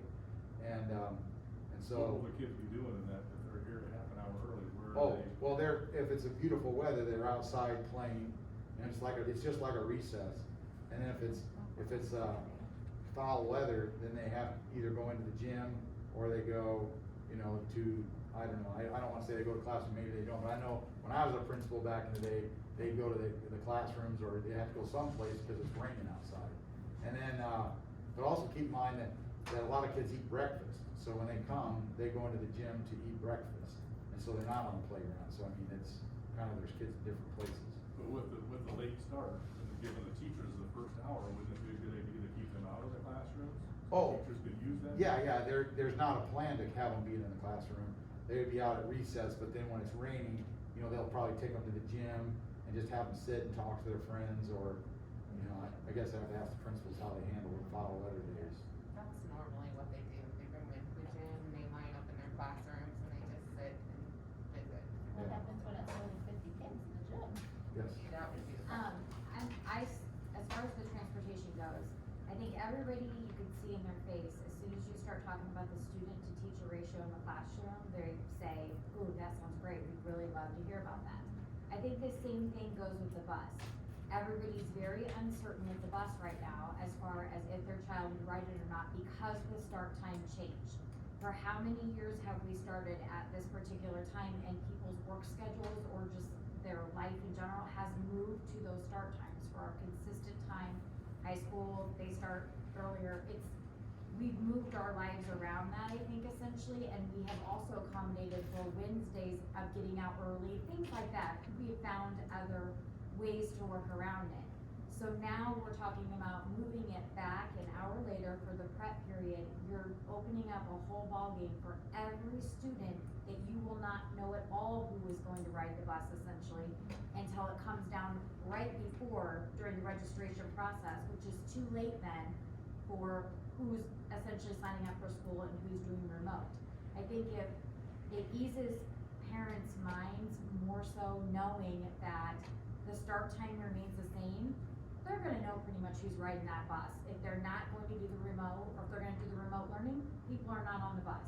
But if they're going to school, it's the same kids that have always rode that bus, plus the new students in kindergarten that are now joining for the most part. You can almost pinpoint it better than changing the start time and pushing that back, because it changes everybody's life dynamic at that point. It adds in more of the non-social distancing and the carpooling. It opens up more children on the bus, where we now, somewhat of us know how many kids are on the bus if our children have been using it. We've been in the district for 10 years and my child is the first one on the bus and has been for 10 years through the years. So it's a consistency that we know. I think that it is easier to make arrangements afterwards for every family and what they need to do, and the teachers to still be able to prepare for the next day in the same amount of time they have just preparing for the next day instead of preparing for that day, without disrupting everybody's family pattern and already not having the transportation that they need at that time. It's not just disrupting the teacher's preparation, but all families as well, which is something that we concretely could know right now. Our start time would be the same, and that'd be one less thing that we change out of what we have had to adapt during this transition. I agree. Raise your hand if you agree. My question is just, So one quick thing though, one small counterpart. I'm not disagreeing with that, but while, and I've heard it from both sides because I get phone calls, there's also an equal amount of concern of I can't get off work on time. So there is very much so while this group here might be mornings is tough, I'm gonna guarantee you there's a group that's equally not, is gonna have a hard time after work. So again, there's no perfect solution here. My concern about switching it right now, why? Because we announced this on Wednesday. So again, talking planning, this is not ideal. Everyone's had to change their routines during this COVID thing. We announced that last Wednesday, so people who have to, unfortunately, it was a thing where we have to make sure we're doing right by our teachers. But the also other part is people started making those plans for the morning. So now if we reverse that already again, now all those people have made plans are gonna have to change them again. I'm not opposed to that, but I think what we need to do is stick with it. And then one thing we could potentially do, I'm not saying at the quarter, Alan, but if we're still in this at the semester, then maybe we take a poll and see, hey, how's this going, and do a check there. But I think switching it right now, when a lot of people in this district have already started planning, good, bad, right, or wrong, the one thing we don't want to do is keep constantly changing on them. And that's my concern. That's the nature of the beast right now. It's a constant change. Everybody is ready to change at any given moment. It's been said, any organization. I mean, this entire summer I've not had a break. I'm constantly checking my email because I don't know what the next year is gonna bring. I believe that's what this is for. The forum essentially is to say what are some major things that is out there in the community that the parents are concerned on that should be looked at to be changed and implemented. Where some schools have said we're gonna do 5 days and they moved to 3 days. I am a believer of the 5 days. I will say that I am a believer because I have a special needs child that needs to be in that classroom with an IEP. I believe in that part of it. But that has nothing to do with the start time of when we're starting school. That doesn't, if you're keeping your child at home, you're keeping your child at home. But for everybody else that has always took their child to school or has always put them on the bus, it's one less thing that you're changing for them. And I get that you're saying a week ago you implemented this, but I honestly feel that a lot of people that are here and probably a lot of people that are out there in the Facebook pages and such believe that the things that we're saying tonight might help you change your mind. But, you know, honestly, I think they're hoping that they're gonna turn around with some A days and some B days and some 3 days in remotes. I think that people are feeling as though if they band together enough, they can change the mind of the board. So I don't think that everything that was stated last Wednesday in that meeting is necessarily 100% has to be or do or die. I think this is a very easy change from something that has not even had barely a week to settle in, when people have been planning to come to the board or come into the forum and discuss changing remote in general. But just to change an hour start time feels like that's something that could probably be, have a little give on, more than saying, I would like to go 3 and 2 blended. That's a whole different deal. But just to say, let's change the start back to normal, that doesn't feel like it's that big of an impact for somebody who's had minimal time to even plan for it. And I think you'll have better participation with your remote learners at the junior and senior high level between the hours of, say, 1:30 to 2:30 than you are from 7:30 to 8:30.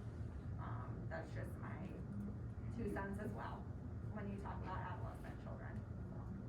I would like to say, my feeling from the parent community as a whole, we have a Facebook group that right now has 375 members, because we wanted to get together and discuss and bring up ideas, and I feel like a lot of people feel blindsided by the decision that was just made last Wednesday. It was never presented to us. We didn't even realize that the 5 days was what the plan was gonna be.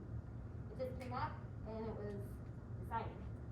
And so I feel like a lot of people, from my feeling, you know, people have lots of questions, of course, but they didn't feel like they had the input with the major part of it. Now, there's lots and lots and lots of details that are being worked out, but, I don't know, I would like to hear from the people who are in healthcare and the Department of Public Health, all of those people who are here today. I would like to hear the thoughts about not being able to social distance. We can't assume how many kids are gonna distance learn or how many are gonna be in person. A lot of those classes have 25 kids in elementary schools, and they're not gonna be able to be further than a foot or 2 apart. With the outbreak in Mercer County, I'd like to hear, you know, I feel like, I don't know that was, I don't know, that's just, I'd like to say that part. But I can tell you in Mercer County, and Rochay kind of touched on this, but in 6 days, Mercer County has had 25% of their total COVID numbers. We have roughly 40, give or take a couple. 43. And approximately 10 have been in the last 6 days. So 25% of the cases are in 6 days versus 4 months of the other 75%. How many of them are children? I don't think there's any real. No children, but the mean age was 50 when it started. We're down to 30 and below. That is the mean age in the state of Illinois. We did have a teenager test positive in Mercer County. And so what we're seeing is, because our young people are taking more risks than say an adult would, that's why that median age is being driven down. I guess to talk to your point, I don't work for the health department, I work for a public health agency, and we do contact tracing. That is part of what we do. So I'm familiar with that, and you know, it's 2 to 3 weeks from diagnosis to information dissemination, because it does take that time. Now, could somebody get a positive and say, I'm gonna call the school and let them know? Sure, but they're not required to. So I get a positive at my doctor's in Rock Island. That positive goes to the Rock Island Health Department. Rock Island then calls Mercer County. Mercer County distributes the information.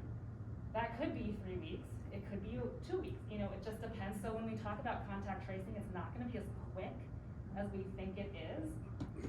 And there's only so much information you can legally give out. So you can't give a student's name out. You can say in your class, possibly you can say that. You can say an age range. Yeah. Not an exact number. Yeah, it could, you know, so that's just the logistics of how contact tracing works.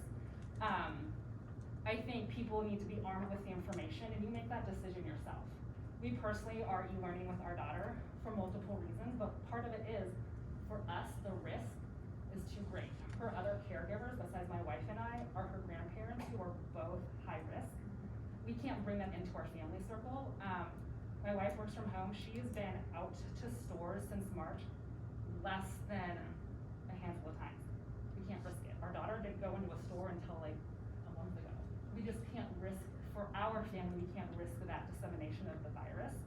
Other people have different circumstances. We're privileged enough to be able to both work from home if needed. And as a former school teacher, I'm comfortable teaching my kiddo the second grade curriculum for the most part. But I think just understanding that the disease spread for this is quick. So let's say student A has a positive, everybody in their immediate, everybody on the bus. Okay, so then that means that here's student A, this person's on the bus. That is all of their family, dad, all of the coworkers, other parent, all their coworkers. So the web, so Mercer County right now is having a hard time contact tracing because one positive relates to 25 people. They've had 43 positives, 43 times 25. So that's a huge spread. So if we think about one positive in our classroom, it's not just the classroom or the 15 kids in there. It's everybody on the bus line. It's every parent, every guardian, every kid at the Y. It's, and that's just the virtue of disease spread. So we need to think community. Yeah, so Can I take it to my school? Yeah, absolutely. So, it behooves us to think outside of our small family. We need to think about community because this is a community impact. So we're worried, and rightly so, about our kids and our teachers. We need to think about our teachers and the staff members, but we need to think about grandmas and grandpas and babies and everybody who's in our community network. Mercer County is not that big, and we've had a huge influx. So just take a moment to think about beyond our walls here. That's what the community spread is going to look like. So that's all I can tell you is that I have the knowledge I have, so we're making the best decision for our family. You need to make the best decision for your family, whatever, because everybody has different circumstances, but understand your risk. So our risk is, we're risking so much. You might be comfortable with more risk than we are, and that's fine. Just understand that your decision will have consequences for your kiddo, and have consequences for your kiddo, and have consequences for the principal of the school, and everybody. So. Your plan detailed like what the contact tracing is. So, as an example, there was a daycare that shut down for an exposure in the Quad Cities, and they said no one had contact with this person for more than 15 minutes. So, is your contact tracing over 15 minutes, or is it at 15 minutes? Is it at symptoms? Is it at known, a known positive? Well, I mean, what's in the plan for contact tracing, I guess, is my question. Well, I haven't read that part from the committee yet, but we do have information from health departments and from government agencies about how that contact tracing should go, and we will follow those kind of guidelines. But I know that the close contact is defined by 15 minutes or more of being within 6 feet. And so I would imagine that would be the main thing we'd look at. All right, who has had that kind of close contact with this kid from the time he got on a bus till the time he got home that night? And then, like she said, that's a ton of work. But we're committed to doing that. I work at the Arsenal. I've also brought the forms that we use for contract tracing, which is across all of DOD. And so it has a kind of formulated plan that I've given to the community to help. It may not be exact, but at least we're not starting from scratch when developing our own plan. I'm writing that down to make sure that we include that in that plan. Okay, yeah, because just as a parent, I think that's what I'm hearing is that's a big concern, and we want to know, what does that mean, and yes, what is the plan that you propose, and what are you implementing? That's fair enough. Yes. What risk are we gonna put our teachers and paras at for mask breaks? So like kindergarten, we're told not to buy them shoes with shoelaces because they can't tie them, and we don't want to tie their shoes now because we don't want to get that close to them. But then we're gonna take mask breaks, and that's awesome because they want to take their masks off, but you're not supposed to touch it. Like you can touch the ears, but you're not supposed to touch the face, and you can't hold it there. And I'm just envisioning my sweet little girl like, hey, my unicorns, do you love them? I'm gonna cut it now because I'm 5. And hey, look, did you see my wiggly tooth? Yeah. And like kindergartners and first graders lose teeth all the time, and that's like a whole other fun event. But what do mask breaks look like? How are they gonna store them? Who's gonna help them put back on? And even though those people aren't going to be with them for 15 minutes, but now that paraprofessional or teacher has touched every kid's mask, or at least half the class, to get them back on them. You don't think at 5 years old you could teach your child to take it off and put it on? Like how I said, training them to wear the mask for 6 hours, build up to it. It's just like brushing your teeth. You teach them how to do it properly. But Same there are some thing, kids and that we can't. still have a month. Yeah, I mean, so yes, my daughter can actually put her mask on. We learned that her hair has to be in a ponytail. Right. My son, for instance, has fine motor issues, and he can't necessarily, he still can't tie his shoes because the fine motor issues. So you're gonna have kids that just developmentally in kindergarten can't. Right, but it would only be a few as opposed to helping all 18 kids do their mask each time. Right. If I can say, Emily, you need to do this and this and this, she's good to go. Yeah. And I know that everybody at 5 should be, or you know, not everybody, but for the most part, regular students will all be able to grasp the concept of what needs to happen. One of the teachers I know was buying like pretty inexpensive lanyards, and again, teachers shouldn't have to buy supplies for this stuff, I get it. But they were buying expensive lanyards with like a clip, and you're talking about like motor skills, so you know, not every age can maybe move the clip, but then you could just clip your earpiece, and so then it's always on your person. Because, you know, I think in the board meeting, someone mentioned like, oh, a pocket, those types of things. Well, my son's shorts don't always have a pocket. So, you know, if they were allowed to wear a lanyard every day, and then during the mask break or lunch, then they could have it on their person. And then there's no confusion that, you know, these two kids have the same mask, and whose was whose. I realize we can put our names in them. But then you're exposing the inside of the Yeah, mask. now So your like when mask this is is right here at the hanging, table. I've now put germs down the front of me, and then this is exposed, so now this will have. Can it clip shut, like, you know, and it, I think, I mean, like, and then the outside is still gonna be loosey-goosey places, and so, cause really, if you look at masks, you're not even supposed to pull it down, because what you're doing then is all the germs here, you are pulling back up onto your face.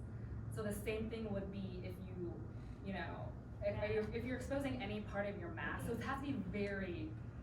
so yeah, does that mean 3 masks a day if we take 3 Or you have to masks, do it so like, you know, the kids put the mask down and then like in a bag, I don't know, like it's not perfect and ideally you wouldn't take your mask off, but I think, we just have to really think about germ exposure. I don't wanna say COVID exposure, but COVID exposure when you're unmasking and unmasking, cause that's where the transfer of germs, so it's like very. a Ziploc, what is Ziploc work? Can they go in a Ziploc bag? Or like an extra pencil box where it's open and they can just set it in. You have to like sanitize before and sanitize after, and I'm just still thinking that we're putting our teachers and our paras just at a higher risk for exposure in general, because inevitably they're going to help at least one child, and the odds of them having a higher exposure chance just goes up substantially, because they're not just sitting within 15 feet of these kids. They don't have a choice but to touch some of them, because that's just kids. And it's out of instinct too. These teachers been doing this for years. So out of instinct, I'm gonna go to my student until I remember, oh yeah, virus. So you gotta do that. So I think as parents, we're not gonna find all the answers. There's no perfect way to take off the mask and store the mask. We just gotta try to adapt and adjust the best way we can. Contact tracing sounds good. In my opinion, it's a false sense of security because it's gonna take you 2 weeks to get your results. And in them 2 weeks, Jimmy's met 100 people and blah, blah, blah, blah, blah. Who's doing all that follow-up? So until I can go to Walgreens and get a test that comes back in 5 minutes, 10 minutes, and now I can say, oh, I've been exposed, to me, that's when contact tracing help. That's just my personal opinion. So I think we just have to do what we've been doing. We've all been pretty successful up until this point, and maybe multiply those precautions going into school. Or keep them at home. I'm on the fence. I want to keep them at home because I don't want the risk. My senior I wanna keep him home. My 9-year-old, I want him to go to school for the social development. I don't want him to be cooped up in the house with me and his brothers. I want him to be around his friends and develop, so I'm on the fence, but I think that's gonna come down to us, and no school or organization, your child don't even have all the answers. I think that's what it realistically, until we all put on hazmat suits and gloves and living like bubbles every day, that's just what it comes down to. Unfortunately. Ryan? How do you guys put thought into ventilation, like no air conditioning or opening windows? Yeah, we have, and we wanna have all of the HVAC systems gone over to make sure they're in great working order before the school day starts. I mean, right now, technically, you know, most, if not all of them are supposed to be working now, but we wanna have them go through all of them to make sure, in case there are some units that are out. And then, so the buildings, all of our buildings, including the gyms, are supposed to be climate controlled, you know, in other words, the air conditioning is working, but we all know if you've been in schools that, you know, it's either too cold today, you know, or it's too hot or whatever, so it's hard. But also keeping the windows open is recommended, and I don't mind wasting electricity by having the air conditioning on and the windows open. The only downside of that is that brings in humid air, and then that's hard on those air conditioners, because now they're having to cool humid air. Plus then once the classroom's humid, it doesn't feel so cool and, you know, refreshing at that point, because then you're sticky. But we're gonna try to strike a happy balance to where, you know, it's you know, maybe some of the windows open or cracked or something. But I do know that all of our air conditioners have standards they have to meet for the amount of air that's brought in from the outside, you know, at all times, so that there's always a sense of freshness. Because, you know, those old school buildings that were radiator heat, you'd always be tired in them, and that's because there's a low oxygen level, because you know, there was hardly any air turnover. But now everything, as you can tell, I can feel right here, air coming from somewhere, and so the air is constantly circulating, which, you know, goes through filters, and then it is also bringing in outside air. So I think our school district is in pretty good shape, because, you know, like some districts, like the one over Mercer County, 2 of their buildings were built in 1930s, and one of them was built in 1953. And the only one that's air conditioned fully is the intermediate school and almost Apollo, but the high school's not, and the Joy is not, and New Boston is just a portion of the building. I think it's fair on the AC units and the air movement is 6 feet is nothing for air conditioning and blow, and that's what they say with restaurants, and I thought that since day one. You know, people locked in the high rises, all that ductwork blowing the same air all the way up the whole building. So you got, that's even if there's 10 kids in the classroom, air conditioning blowing around 6 feet, social distance doesn't work. Just my thought. Yes. I just want to talk a little bit more about the mask use too. I know a lot of people are really, you know, either pro or anti-mask, but, you know, I think they have been proven to help, but a lot of people need to remember, they need to educate their children and maybe the school to the parents. You know, the masks have to be clean. You can't wear a mask to school day after day after day after day, throw it on the couch, throw it on the counter, in your book bag. But probably the most important thing, I mean, it is spread through droplets and air, but hand washing. You know, the kids need to know, and the teachers, hand washing is so important frequently. You know, sanitize the hands, clean the hands. You know, the mask has to be clean, and those kind of just, it seems like common sense, but kids, it's not common sense to kids. If you work in healthcare, you know, you go into a room, you sanitize, you come out of the room, you sanitize, you put on the gloves, you take them off, you sanitize, we do it constantly. That's not first nature for kids. They're not used to constantly cleansing, but they need to know, and the same thing goes with masks. A lot of people are wearing masks, but if you're wearing a mask, it's dirty, it's really not as helpful, you know, to have a dirty mask or one that you never clean or anything like that, so they kinda need to remember that too. Can parents get some talking points? I mean, when the plan goes out, can parents get some talking points with their kids for things like that? But also things like your friend that you are best friends with may not be there this year, but maybe you know, maybe you know their best friend's not gonna be there because they communicate with them all the time. But the other kids that they were classmates with last year, you know, when they're not there, or when they're distanced this far apart, or they have to, you know, stand on taped areas or different things, I mean, I just think that if we had some talking points for them. One of the things we're gonna do is Kayla's our district journalist, and she's gonna really be working hard on a bunch of different videos, not even just the how, but also for, you know, she's gonna talk to all the principals, talk about what does your building look like. We're even talking like a virtual backpack night where, hey, if a teacher wants to, hey, I know you can't welcome, but here's your classroom. But Casey, one thing to talk with the admins is that could be something that the principals kind of talk about when she's going around making those videos. Very much so. One of the things that I even talked about this morning with Steve was like during attendance. In one of the previous schools I worked in, I saw a teacher that when students were absent, they always talked about that they missed that student wasn't there with them, they hoped it would go well, and they just recognized it throughout the day. And so Steve and I were talking, we've got these videos and things going, even live videos within the class. It would be nice to have a visual too for the teachers to keep in mind, the students that are watching, just to, you know, we talk about them, they're here with us, we talk about them as being part of our class, as part of our community, because that's so critical for these kids. And just because your best friend's not here today with us five, we want to make sure that you recognize that we see that they are here and they're still part of our class and our family.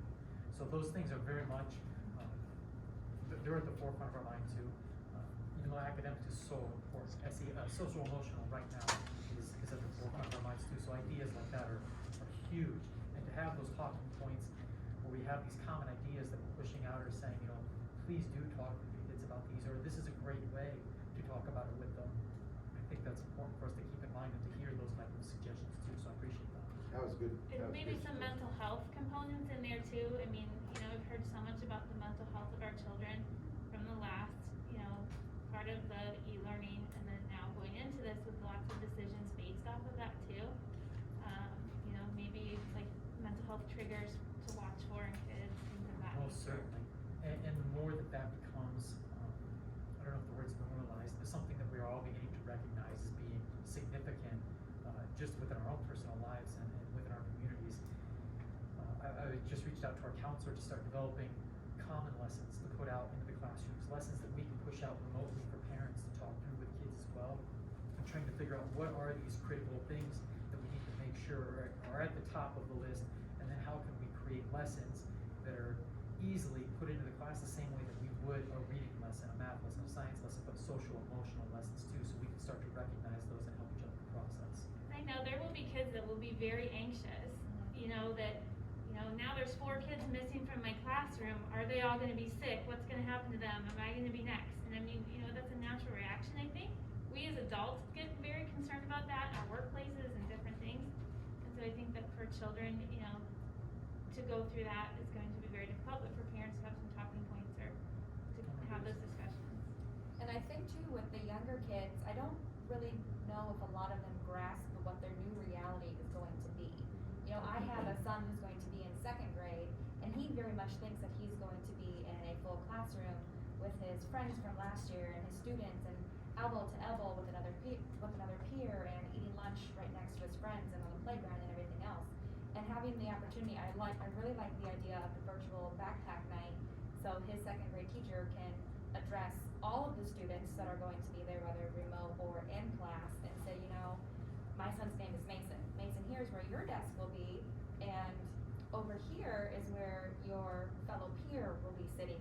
So they at least have some sort of expectation before they even walk into the school doors of what they're going to be seeing. And that's what we're trying to do with this video series, is it's that unknown. What is, you know, even if it's not fully social distance, what does the desk look, maybe a different configuration than what you're used to?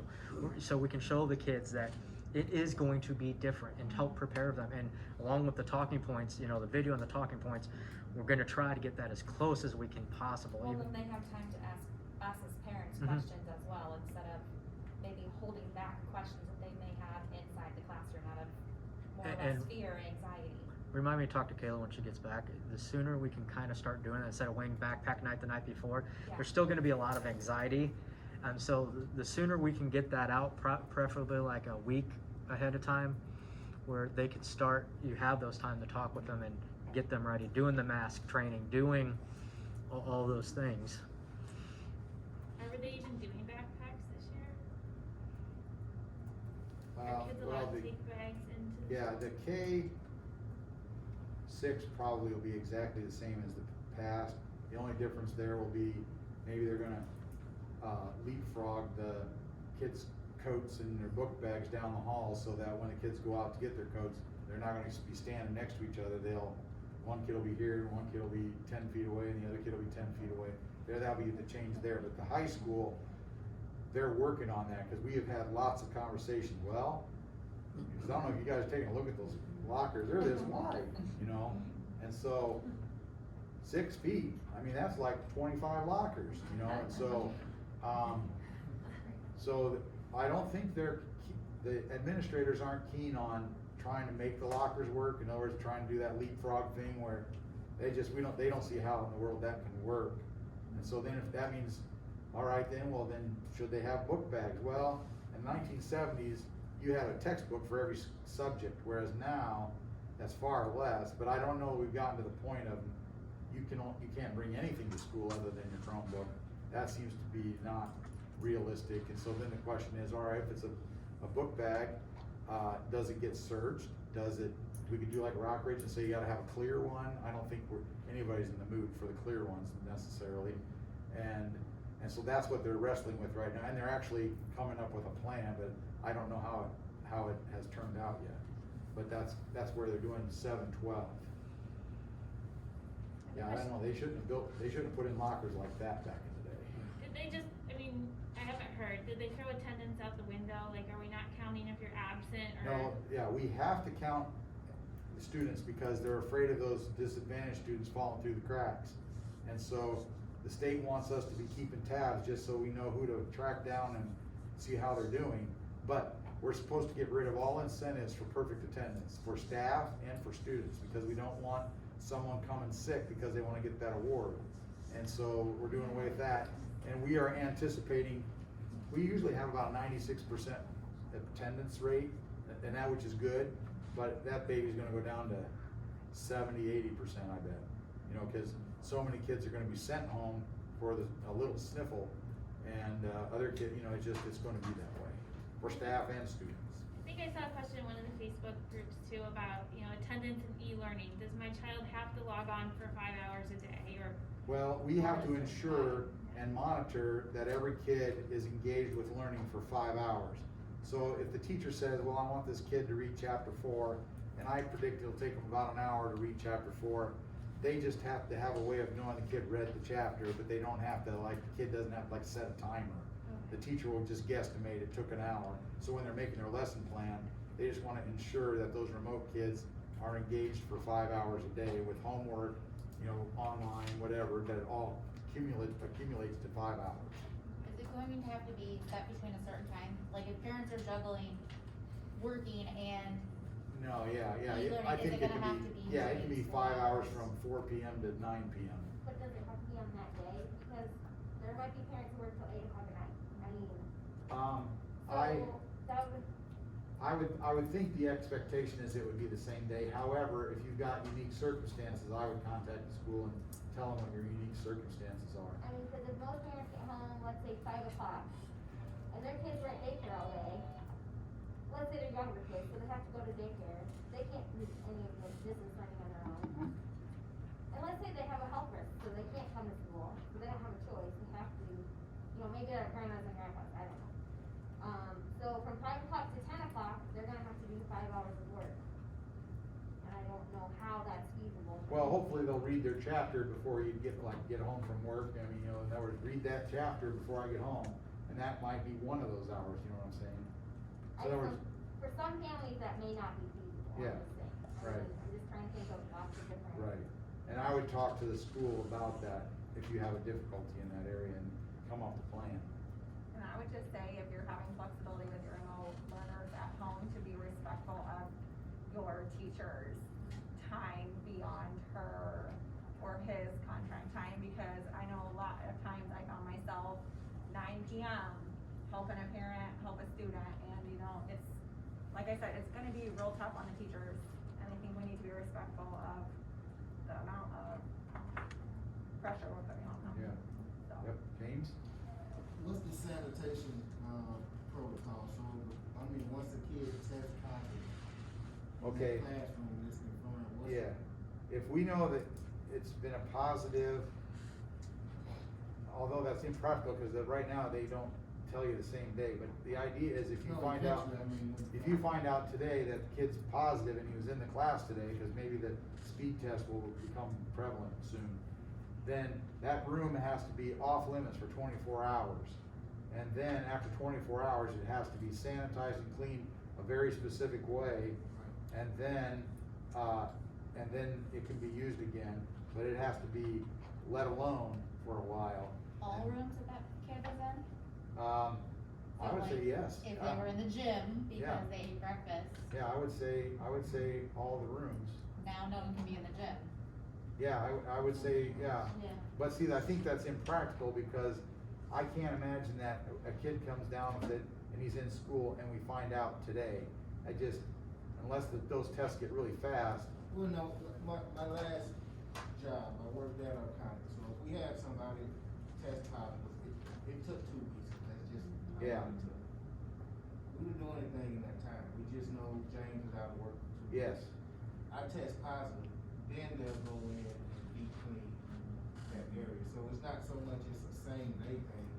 Yeah. At least it's done, once Yeah. you find out. Yeah, and I would say we would wanna maybe go in there and do a deep cleaning again, but I don't know that the 24 hours thing would still be valid because Right.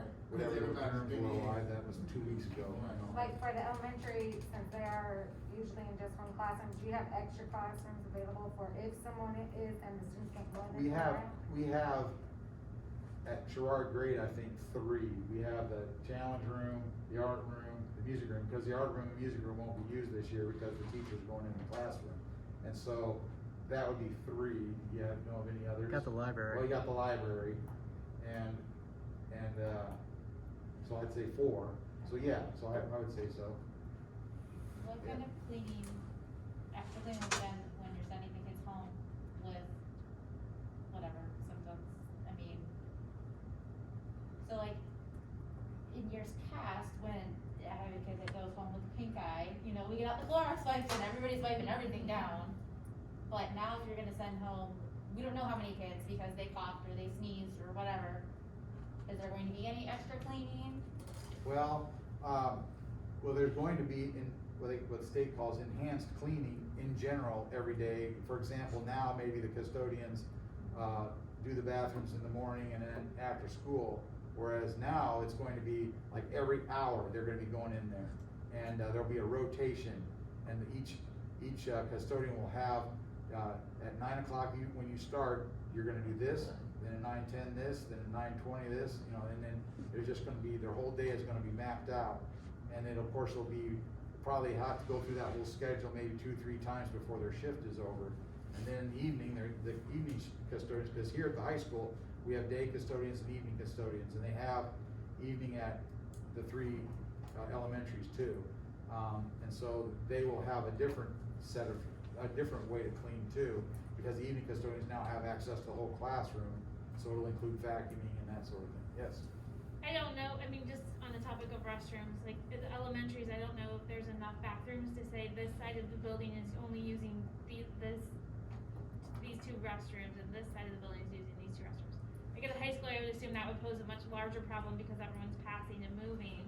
But in the areas that maybe you could do it, could you say that, you know, this part of the building is using these restrooms, just to, you know, I guess help with some exposure. I would even only let them use the restroom when they're in class. I know usually they try to avoid letting the students use the restroom, but if 4 girls can't go during passing period and just the one person that needs to go during class, that might be something to look at. Yeah, I know we're going to limit the number of people that are in the bathrooms, but that's a clever way of maybe doing that, is you can't use them during passing periods because the temptation is to pass. Yeah, we know most of the kids what they're doing in the high school ones anyway, so if it could just be, you have to go to the bathroom, go to the bathroom during class. No penalty, like, I know the junior high, they have those, if you go to the bathroom so many times, you don't get credit, I don't know, you guys know. And they're trying to hang on to the bathroom passes. Yeah, yes. I just wanna go back to the comments about the masking and the training, cause I think that is totally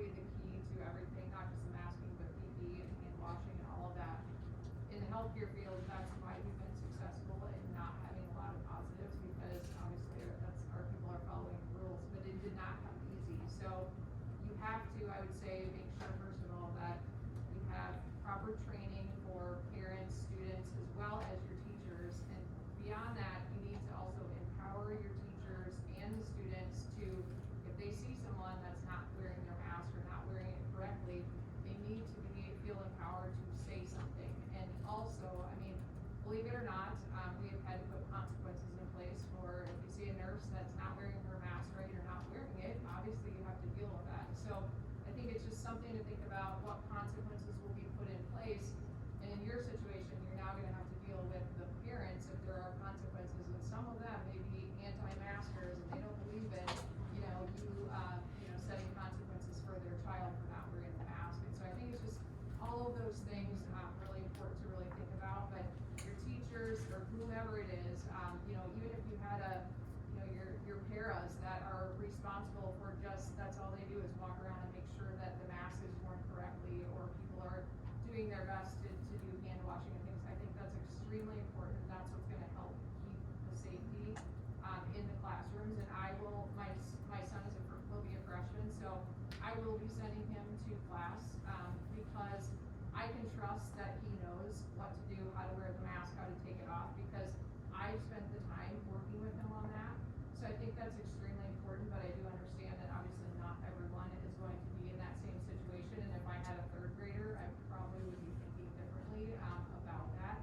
I'm not worried about him, but I am worried about the other kids that he comes across. And of course, being a freshman boy, you're not gonna wanna tell your friend that they're wearing their mask wrong. So somehow to create that, but I think the training ahead of time, there's a lot of really good documents out there, already from the CDC about the donning and doffing of the mask and where to store the mask, which should be in a paper bag, and the washing of it. So anything that, I think there was a point about getting that out to the parents and the teachers and the students, and maybe you spend your first 2 days, going over that, and just continue to go over that again and again and again with them until they really, have a solid core structure of understanding that. The para-police.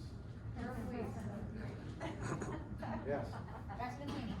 So if even the enhanced cleaning is enough, then our kids just wouldn't get sick in general.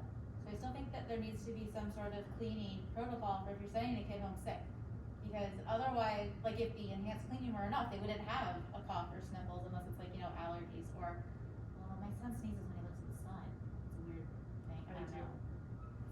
Nose sneeze or something, both my kids do it. I don't know, I think that you should consider some sort of cleaning more, because otherwise, wouldn't they not be sick in the first place? I don't know. Not necessarily, because your kids are coming into contact outside of school. Yeah. And you don't know, who they've been in contact with, or their parents work, who they've been in contact. I mean, the standard cleaning should be enough if they're doing it. You don't really need to do more than, if somebody's coughing, and they need to cover their cough, wear their mask, wash their hands, wash the table, but not anything beyond that. You don't have to close the classroom just because Not somebody's that coughing. much. I'm just saying, but if the custodians are going around hourly or whatever, how often are the kids' tables being wiped? Or is somebody gonna make sure that oh, Johnny got sent home, so we need to clean the tables, I don't. Well, I know at the junior, senior high, the plan right now is every teacher will have a bottle of the right disinfectant spray, and we'll make double sure it's not gonna be caustic to the kids' arms that are sitting there. And then the idea is either the kids pick up a paper towel on their way in, or teacher passes one out, and then either before they leave or maybe before they get in, depending on how we decide, the teacher squirt it on the desk, and then the kid wipes it down before the bell rings, before that way it's being cleaned every single hour, every single period. And then, and so we'll do things like that, so hopefully it'll catch if someone went home, well, that kid's desk got sprayed or whatever. With that, I would say one of the things is probably the kid who's leaving should be wiping it down, because it's supposed to stay wet for at least 5 minutes. So if you spray the solution on it to disinfect it, it needs to sit there for 5 minutes, so that would probably be the passing time, and then if there's any residual. But with the cleaning, I don't know about the middle school and, high school level, but in the elementary school level, the flu, strep throat spreads like wildfire every year through those elementary schools. I mean, and that's the normal, that's just the flu and strep throat, but I don't know if the normal cleaning protocols are really, maybe they didn't get it there, but they're sharing it with all their friends. Yeah, we plan to do enhanced cleaning. I don't mean normal as in normal before COVID. I mean the normal cleaning, the enhanced cleaning that they're thinking of doing. I'm just saying, not beyond. I'm not saying normal as in normal before. I mean normal is New normal. the enhanced. New normal. Yeah. The new. We'll bring your laptops home, and we make that like the thing elementary. laptops? Yeah, For K. for K through, I got a fourth grade, I don't really Yeah. know. We purchased new computers for the first graders and the second graders for this fall, but not the kindergartners. We just felt that that was a little too young for kindergartners, But you're talking, James, about, I'm just saying, can I bring it home every day, so if something does happen, we don't have to go through this round. Oh. yeah, so well, 3rd through 6th, they didn't take them home like the high school. Yeah, we didn't take, I didn't even know my fourth grader had a laptop, and they gave, Yeah. we went and they gave everybody a computer. Yeah. I was like, wow, I didn't know that, so. Yeah. Is it something I can have them bring home? Yeah, okay, I'm gonna write that down.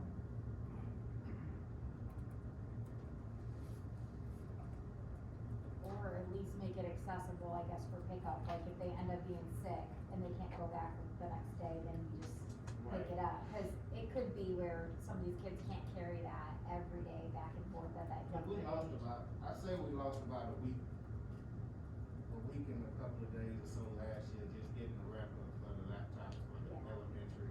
And the other question to add to that, Alan, is with the new LMS, do you have the ability to still access the stuff without a Chromebook? So let's say you did forget it, or let's say, oh, you got sick, you're not feeling good, you don't want to miss out, where you have the option to, so you can just jump on mom and dad's computer and still do your learning. So that may be a question we need to I know. know I use the Google Suite myself, and I can access it through my phone, through my home computer, and through this computer, and that's the beauty of it, is because you can be basically anywhere, and you can have access as long as you know your password.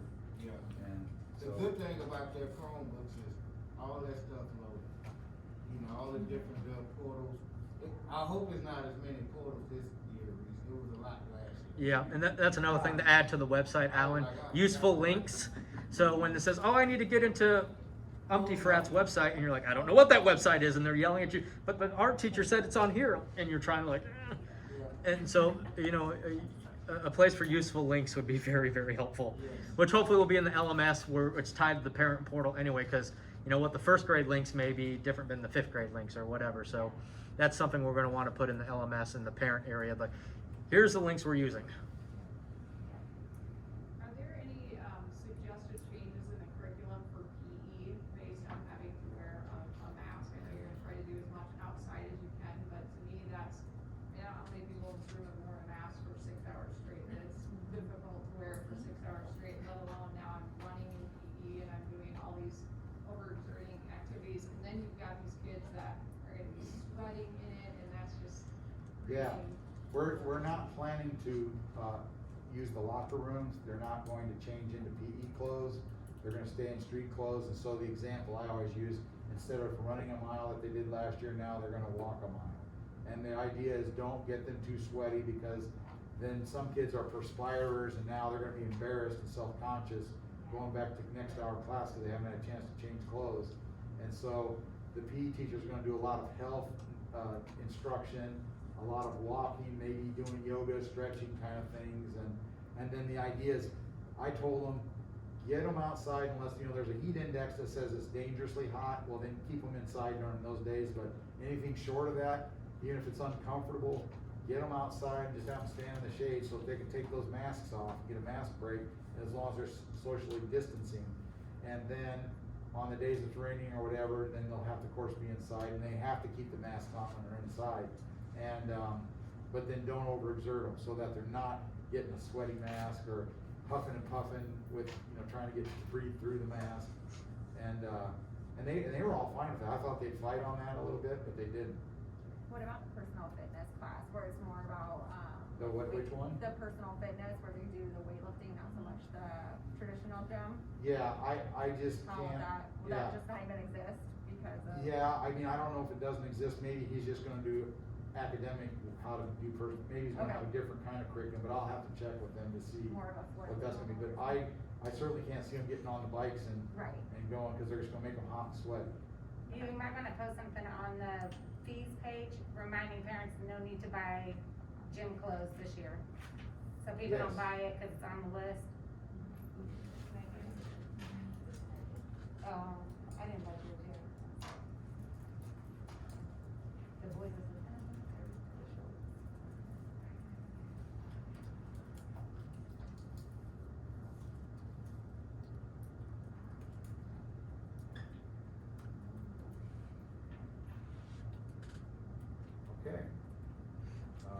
see, what have we kind of stayed away from? We kind of talked about all of them, haven't we? I have one more thing, with the academics, with the remote learning, not so much for the older, but the younger. With the specials, like the music and the art, and I know you're gonna, flip-flop those around, and with the PE, it was very hard for the remote learning last time to manage all of that, but I pretty much, talking with her special education teacher plus her regular teacher, that is her priority. Those are her core subjects, those are her priority for reading, math, and things like that. Even throwing some music in there or needing to do PE, like right now, as I said, my child will go to school, but in 2 weeks from now, you could say remote learning period. Being that there's IEPs and 504 plans, those extra specials, they're not a priority. They really don't become the priority of what they should be absorbing with their time. So is there something that's gonna be implemented on the grade level, the K through 6 or K, or more, on the fact of, I don't wanna say not holding them accountable to meeting those measures, because we didn't do very well with that in this past remote learning. It was just too hard to keep up with. But I think that needs to be thought about with especially people that have those extra IEP plans and the 504s, that those are extra above and beyond things that are not something that they should be necessarily held accountable for.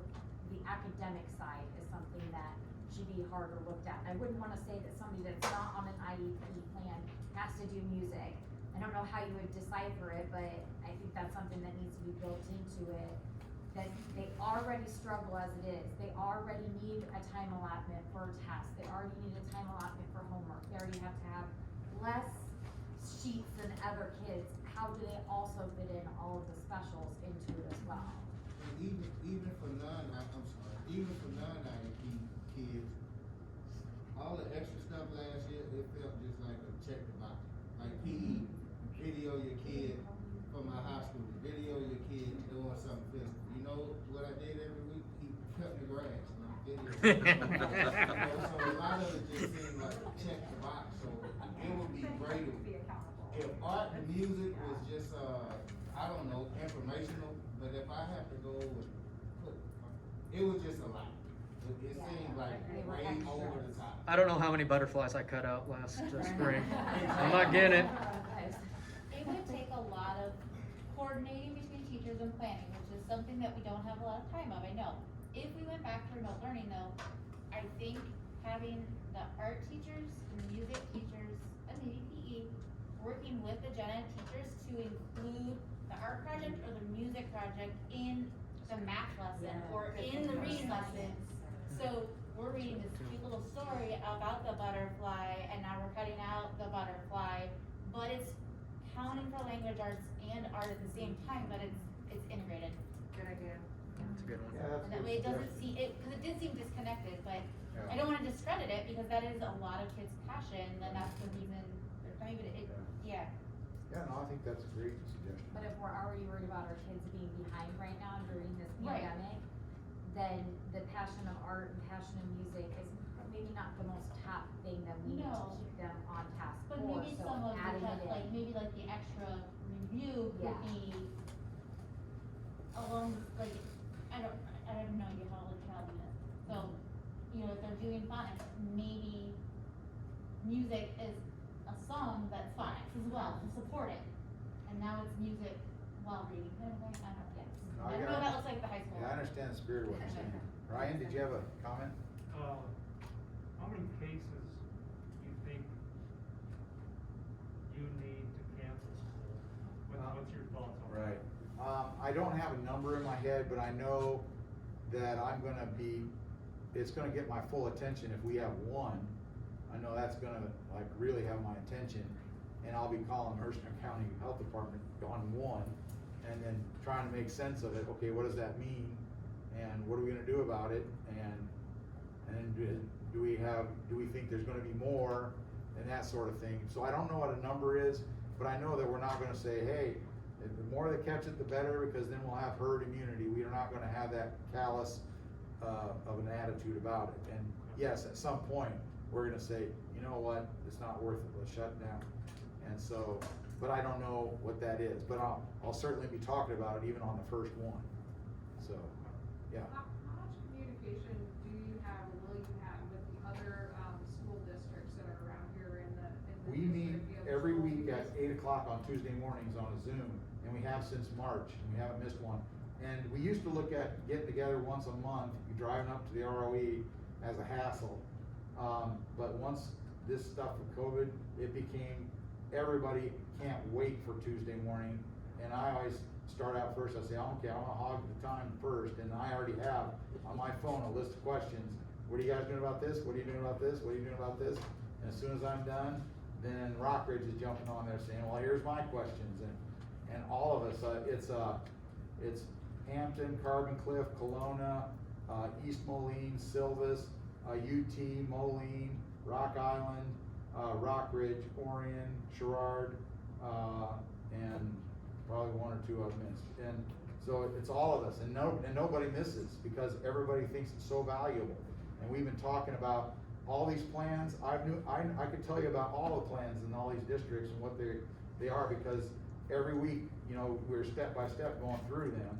And after we met yesterday morning, and yeah, and you know, it's very touching too, because last week Terry Vanderwilly from Silvis told the story of a kindergarten girl who had cancer in her school last year, and she had to wear a mask 24/7 in her life. And she was so happy to hear that about the mask rule, because now her friends got to wear masks. She thought it was going to be fun that now her friends can wear masks too. And so that just hearing that kind of a story just for some reason gave it a new perspective or something. And then yesterday, Reggie, during the course of conversation, said he's had 5 friends die of COVID, and he got emotional at that time, and that really struck the rest of us that, hey, this is life and death stuff. I mean, we don't need to overplay it, but at the same time, it is, and we need to have our thinking caps on and not ever getting cavalier or callous or flippant about it. You know, we need to take it seriously, and we will continue those weekly meetings to infinity and beyond, because I actually think we prefer to meet Zoom instead of in person. I don't know, for us it just works, and we really like that. So I would say we're very much in contact, and especially Rockridge, Mercer County, Sherrard, and Orion, we have our own Zoom meetings too, and to talk about the rural aspects of this stuff. Did you ever talk about all doing the same thing? Did that ever come up? Yeah, it does, but because each community is different and the boards feel differently, and even the superintendents kind of feel differently, we talk about it and we try to say that, especially in the spring when the governor is letting us decide whether to close school. We said, whatever we're doing, guys, we gotta all do it the same, because we can't be having one closing and some not, and whatever. And so, but then the very day we were talking about it and made a decision, the governor made it for us. So that afternoon. Yes? When it comes to special ed, if a parent wants to opt for remote learning, 100%, the special ed teacher still has to meet minutes somehow remotely, correct? Yes. So you have to be mindful of this extra stress on your special ed teachers who already do far more paperwork than anybody ever wants. Would there also maybe be the option, if a parent wanted it, to be remote but have their student come in for just their resource minutes, if they were a resource type of kid? Yeah. I don't know. Yeah, I just talked to an attorney about that right before this meeting, about that very issue, and she checked with the other special ed attorneys in Chicago, and so we said, well, we're going to be more flexible with the IEP kids and the 504 kids in that regard, and we're going to just say, well, we're going to take a case-by-case basis and just talk with the case manager, the parent, and see what the scenario is and what they would like to see happen, and then, but don't start with, no, that can't happen. You know, we want to have some flexibility, but do we want to like advertise that, hey, everybody, you can come just for that? I don't think we want to go that direction. Right. But at the same time, if a parent approaches us or whatever and says, hey, I think this would work, oh, well then let's talk about it, you know, and see what we can do. Yes. I don't know if this is more of a question for Casey. Since I have a son that's gonna be in your school, you're my principal, what can I do as a parent to help you? You've heard my concerns, you've heard our ideas, things of that nature. There's gonna be failures and successes no matter what you guys decide. I believe you're gonna make the best possible decision you can. It's gonna be a learning curve. It's so unknown. But as a parent, sitting here in front of you today as my principal for my son, what can I do to help? I think it's really keeping the conversation real and positive with your students, making sure that they understand what risks are out there, but also the reasons why we're making the decisions that we're making, so that when they come into the school, when they come into these environments, they feel confident coming in our abilities to keep them safe, and our belief that we're doing the right things for them too, and we're going to continue to do that. But also making sure that they feel confident in expressing concerns, both to us as well as to you when they come home. That way they don't feel like they're isolated. At the forefront of my mind is that social emotional piece, and I can't stress that enough, that we just have to continue to be realistic with our students. I know there's going to be a lot of requests that are coming out for just help and support and making sure that we are tackling this as a community and we're on the same page. You know, if we need people to come at a certain time, or we need you to bring these certain masks, or helping each other to understand we got to keep them clean, all these concerns that we all have in here, but expressing them in a really solution-focused manner. I feel like things can go down quick, they can spiral down fast that way. And what I'm going to ask is that people do keep that positivity in mind. And even though it's scary, it's hard, and it's nothing that we ever anticipated doing, we're going to make it through it together, and we really have to keep that in mind the whole time. As a parent, I feel like that alone is going to make a lot of a difference for the students coming in, and just even being willing to work with one another, working with their staff, being understanding when things don't go how we really planned them to go. That is my big ask right now. One of the things that I've been talking about with Ms. Anderson is I need to get my face out. I need to get my voice out. People need to see and be able to trust and know who I am too. Because when the kids walk into the school and there's this new guy looking like this, holy cow, I don't know you, I can't trust you, I don't know what to think. And so my goal is even by the end of this week to get my first just welcoming video out. And then slowly start to do things like that, to introduce myself, introduce what's going on in the school. I know Reese has talked about making videos and things like that, but also communicating to me and the staff members the things that you need, and understanding that it might take some time, it might take some flexibility, but we have to keep that communication open and positive too.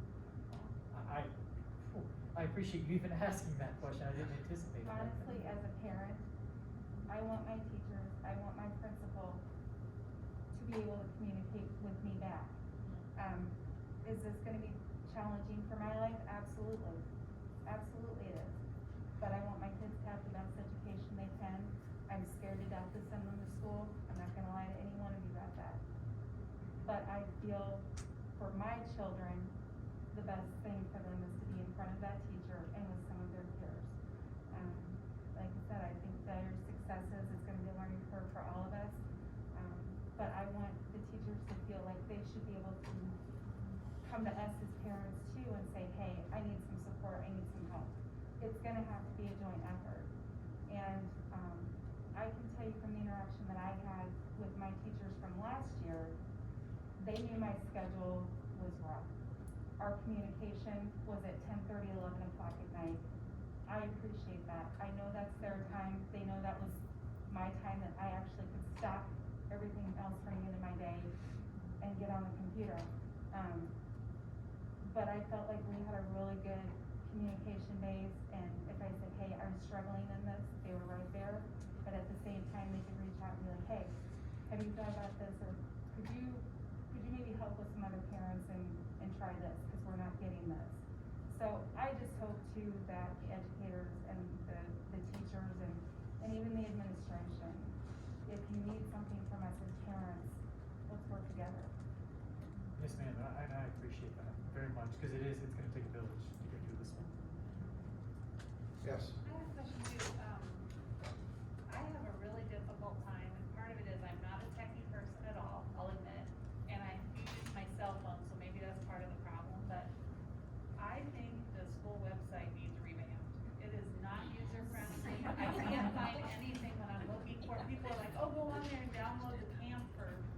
fall. The one And thing I I'd can't like to- find it, or I'd like the to question and comment answers. on that. Can't find it. I don't- The search function. I don't know. Why does the search function do a Google search? Whenever I search, it's like I'm searching. It is. It's like I'm searching the internet. No, Addison had to get on, You Addison should did her search own the registration website. for this. I can't find anything. They want Well, that- the good news is, you know, that website is only, I think, 2 years old. Yeah. And it, as far as working and being updated and having a million things on there, I think it's very, very good. But the company is stopping to support that platform. And so, in the next, not long, I mean, it might be a couple months, because the lady that's hired to do it, she said they're having to give us, because they're not going to support it anymore, so we have to come up with yet a new one. And so hopefully, and I didn't know that about the search. Yeah, I'm whenever gonna I find use out a about search, that. it does a Google, it literally does a Yeah. Google search, Yeah. not a search on the web page. Yeah. A Google Yeah, search. I didn't know that. It's like, Yeah, because if we that want that. search function worked, Yeah. I think the site would actually probably Yeah, be fairly. we wanna be valuable. proud of our website, and I think Yeah. in a lot of ways and aspects we can. But I agree that sometimes when I go searching, like today I had to go searching for the SEA contract, and I had to go several places before I found it, you know. Yeah. But I mean, it was there and it was up to date, where some school districts, you find their teacher contract and it's from 1957, you know. And yes. So last year, one good thing was this happened in the second part of the year. So the rest of the year was kind of just covering stuff they already know. Moving into this year, they're learning new things. So say we are forced to shut down again and do everything remote. Has the state, the district, or whoever looked at weighing that the results of like a pass and an incomplete, that doesn't help my son, GPA wise. I don't think it's right that my kid is penalized because I'm a sucky teacher, or I don't have the temperament to be and I'm a great teacher, I'm just using that as an example. Right? And I'm just saying, I don't think my kid should be penalized. But none of us in here, some of us in here, we didn't pursue being a teacher. It's a reason for that, you know. So in these tests and these assessments are graded based off a actual teacher educating your kid, not dad getting off after a 12-hour night shift trying to get some Z's before he go back to work. So I'm just curious, and maybe there's nothing we can answer here, but has the state looked at that? If we're forced to go back into remote learning, and again, it's a new year, we're moving into new subjects. It's not just review like last year. Passing incomplete doesn't help my senior. My fourth grader, not a big deal. But my senior, that doesn't. Yeah, you're right. That And doesn't help. yes, and I guess one small silver lining is if he goes to an Illinois college, everybody else was in the same boat. And so, but if he goes to another state, of course, this is a national issue, so maybe it would be the same. I know colleges are being, a lot of them aren't even being able to open, so I think they're very sympathetic to what's going on, and so maybe a 3.8 before, now they think the same thing of a 3.4, you know, so I gotta think because they also need your money and need your kid, so they're gonna cut you some slack, you know, and, but it's a very important and strong point, especially if your kid's a high flyer. Right. You know, because like Blackhawk, if you got a pulse, they'll take you. But, you know, if you wanna get into U of I's engineering program, you gotta have a 4.0. And so if you got, you know, things that aren't quite going so well at school, we'll say, then that's gonna hurt your kid. I would say if you see that going down that pipe, then speak up, call the principal. Hey, James, I've also talked to State Rep Dan Swanson. So Dan was on the Galva School Board for like 20 years, so he gets education. And I talked to him about that bigger issue, because it has such a bigger thing of not only kids, but this is how teachers get evaluated. And so is it fair to teachers who are maybe going to get knocked, you know, I know here we're going to take care of our own and know that there's a blip and an outlier, but you know, what does that happen to? There's so many dominoes that needs to be looked at of how that goes. So I told him, I hope the state is looking at this, because it's not fair to students, not fair to teachers, and again, not fair to the parents. You know, no parent wants to see their child fail, and especially when you put it. I don't know how much my wife was just like besides herself, because she felt like, well, a lot of people, like, we were failing our kids because we didn't know how to teach that. Or we were taught a different way. Oh God. I And practicing this and you're taught completely Yeah. different, and now it's common core this, and Yeah. it's more complicated than how I was taught, and I can show them easily how I was taught. Yeah, we have a no math rule in our. We looked up a lot of YouTube videos. God bless YouTube. Yep. I mean, I would think even disciplinary things have to change, you know, as long as they're in school. You don't have the threat of detention anymore. You don't have the threat of, I mean, you can suspend them, but so what, I'm still at school at home. I mean, I'm still at school at home anyway. So I would think a lot of those different things, I'm curious, have the teachers or the educators thought about all those different things? You know, the things that you had in place that you could encourage good behavior, that's kind of out the window.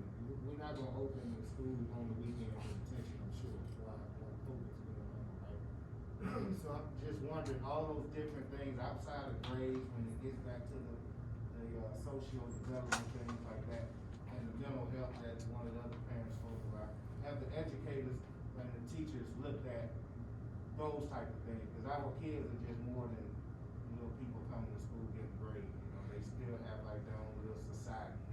And there's two sides of that, which we've talked about in the mental health thing is, you know, last year discipline was kind of weird where we had a few more cases.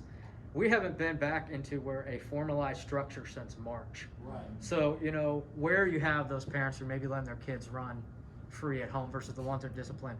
And, you know, it's not the kid's fault. Right. It's absolutely not the kid's fault. So, you know, one thing the board instructed Mr. Boucher and the administrators is like, I don't want to say cut them slack, but you got to really look at a case-by-case basis because, you know, it's almost like redoctrinating them back in. Right. And so we also got to look at it on the flip side, you know, don't always use a hammer when you need just something else. I don't know. It's getting late. Wise water. Yeah, thanks. Hi, so then with the transportation, how for the high school in particular, how we have the big influx of all the students that come at the same time. Maybe have kids that do their best to come during a certain time before busing students so they can just walk right in, and parents that are dropping off, maybe do it after the bus time. Something where it staggers it a little bit for them to walk in. Yeah, we can consider that, yeah. Yeah, along with that, do you have any ability to stagger the bells for high school students as far as, so everyone's not coming out to the hallway at the same time? Oh, yeah, and one of the things that was brought up today was have a 10-minute passing period. It sounds terrible because kids will get into trouble, but the idea was then you can stagger and you don't have to be in a hurry to run down the hall and push people out of the way to get to your class. And maybe for this year, make it actually a lot longer, especially if we're gonna go to only 4 classes a day, then you're not eating up as much time. So that's one of the things that was considered. So it's going about 8:40. Is there any like burning questions?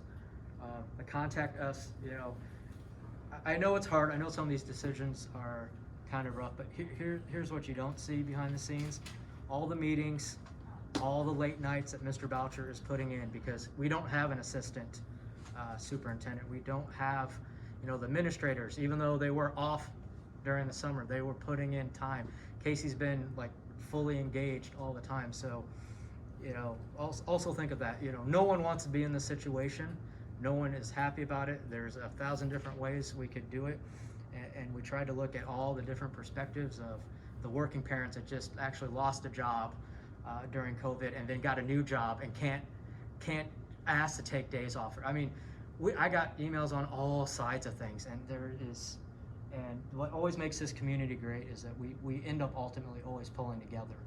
And we kicked butt with the remote learning when we turned it on. You know, all that video, if you saw the video the board put out, I mean, we meant it from the sincere of our heart. There's no way we could have done it. And we know it's a lot. We're asking you guys to do a lot. We're asking you to be, you know, open with us and be patient with us. But please know that any decisions we make are not out of malice, not out of trying to hide things, and it's just, Alan doesn't like it when I use this phrase, but we're literally building a plane in flight. There is no instruction manual on how to do this, and I will say very publicly, we're very fortunate to have Mr. Boucher. His years of experience, he's been calm, he's been collected.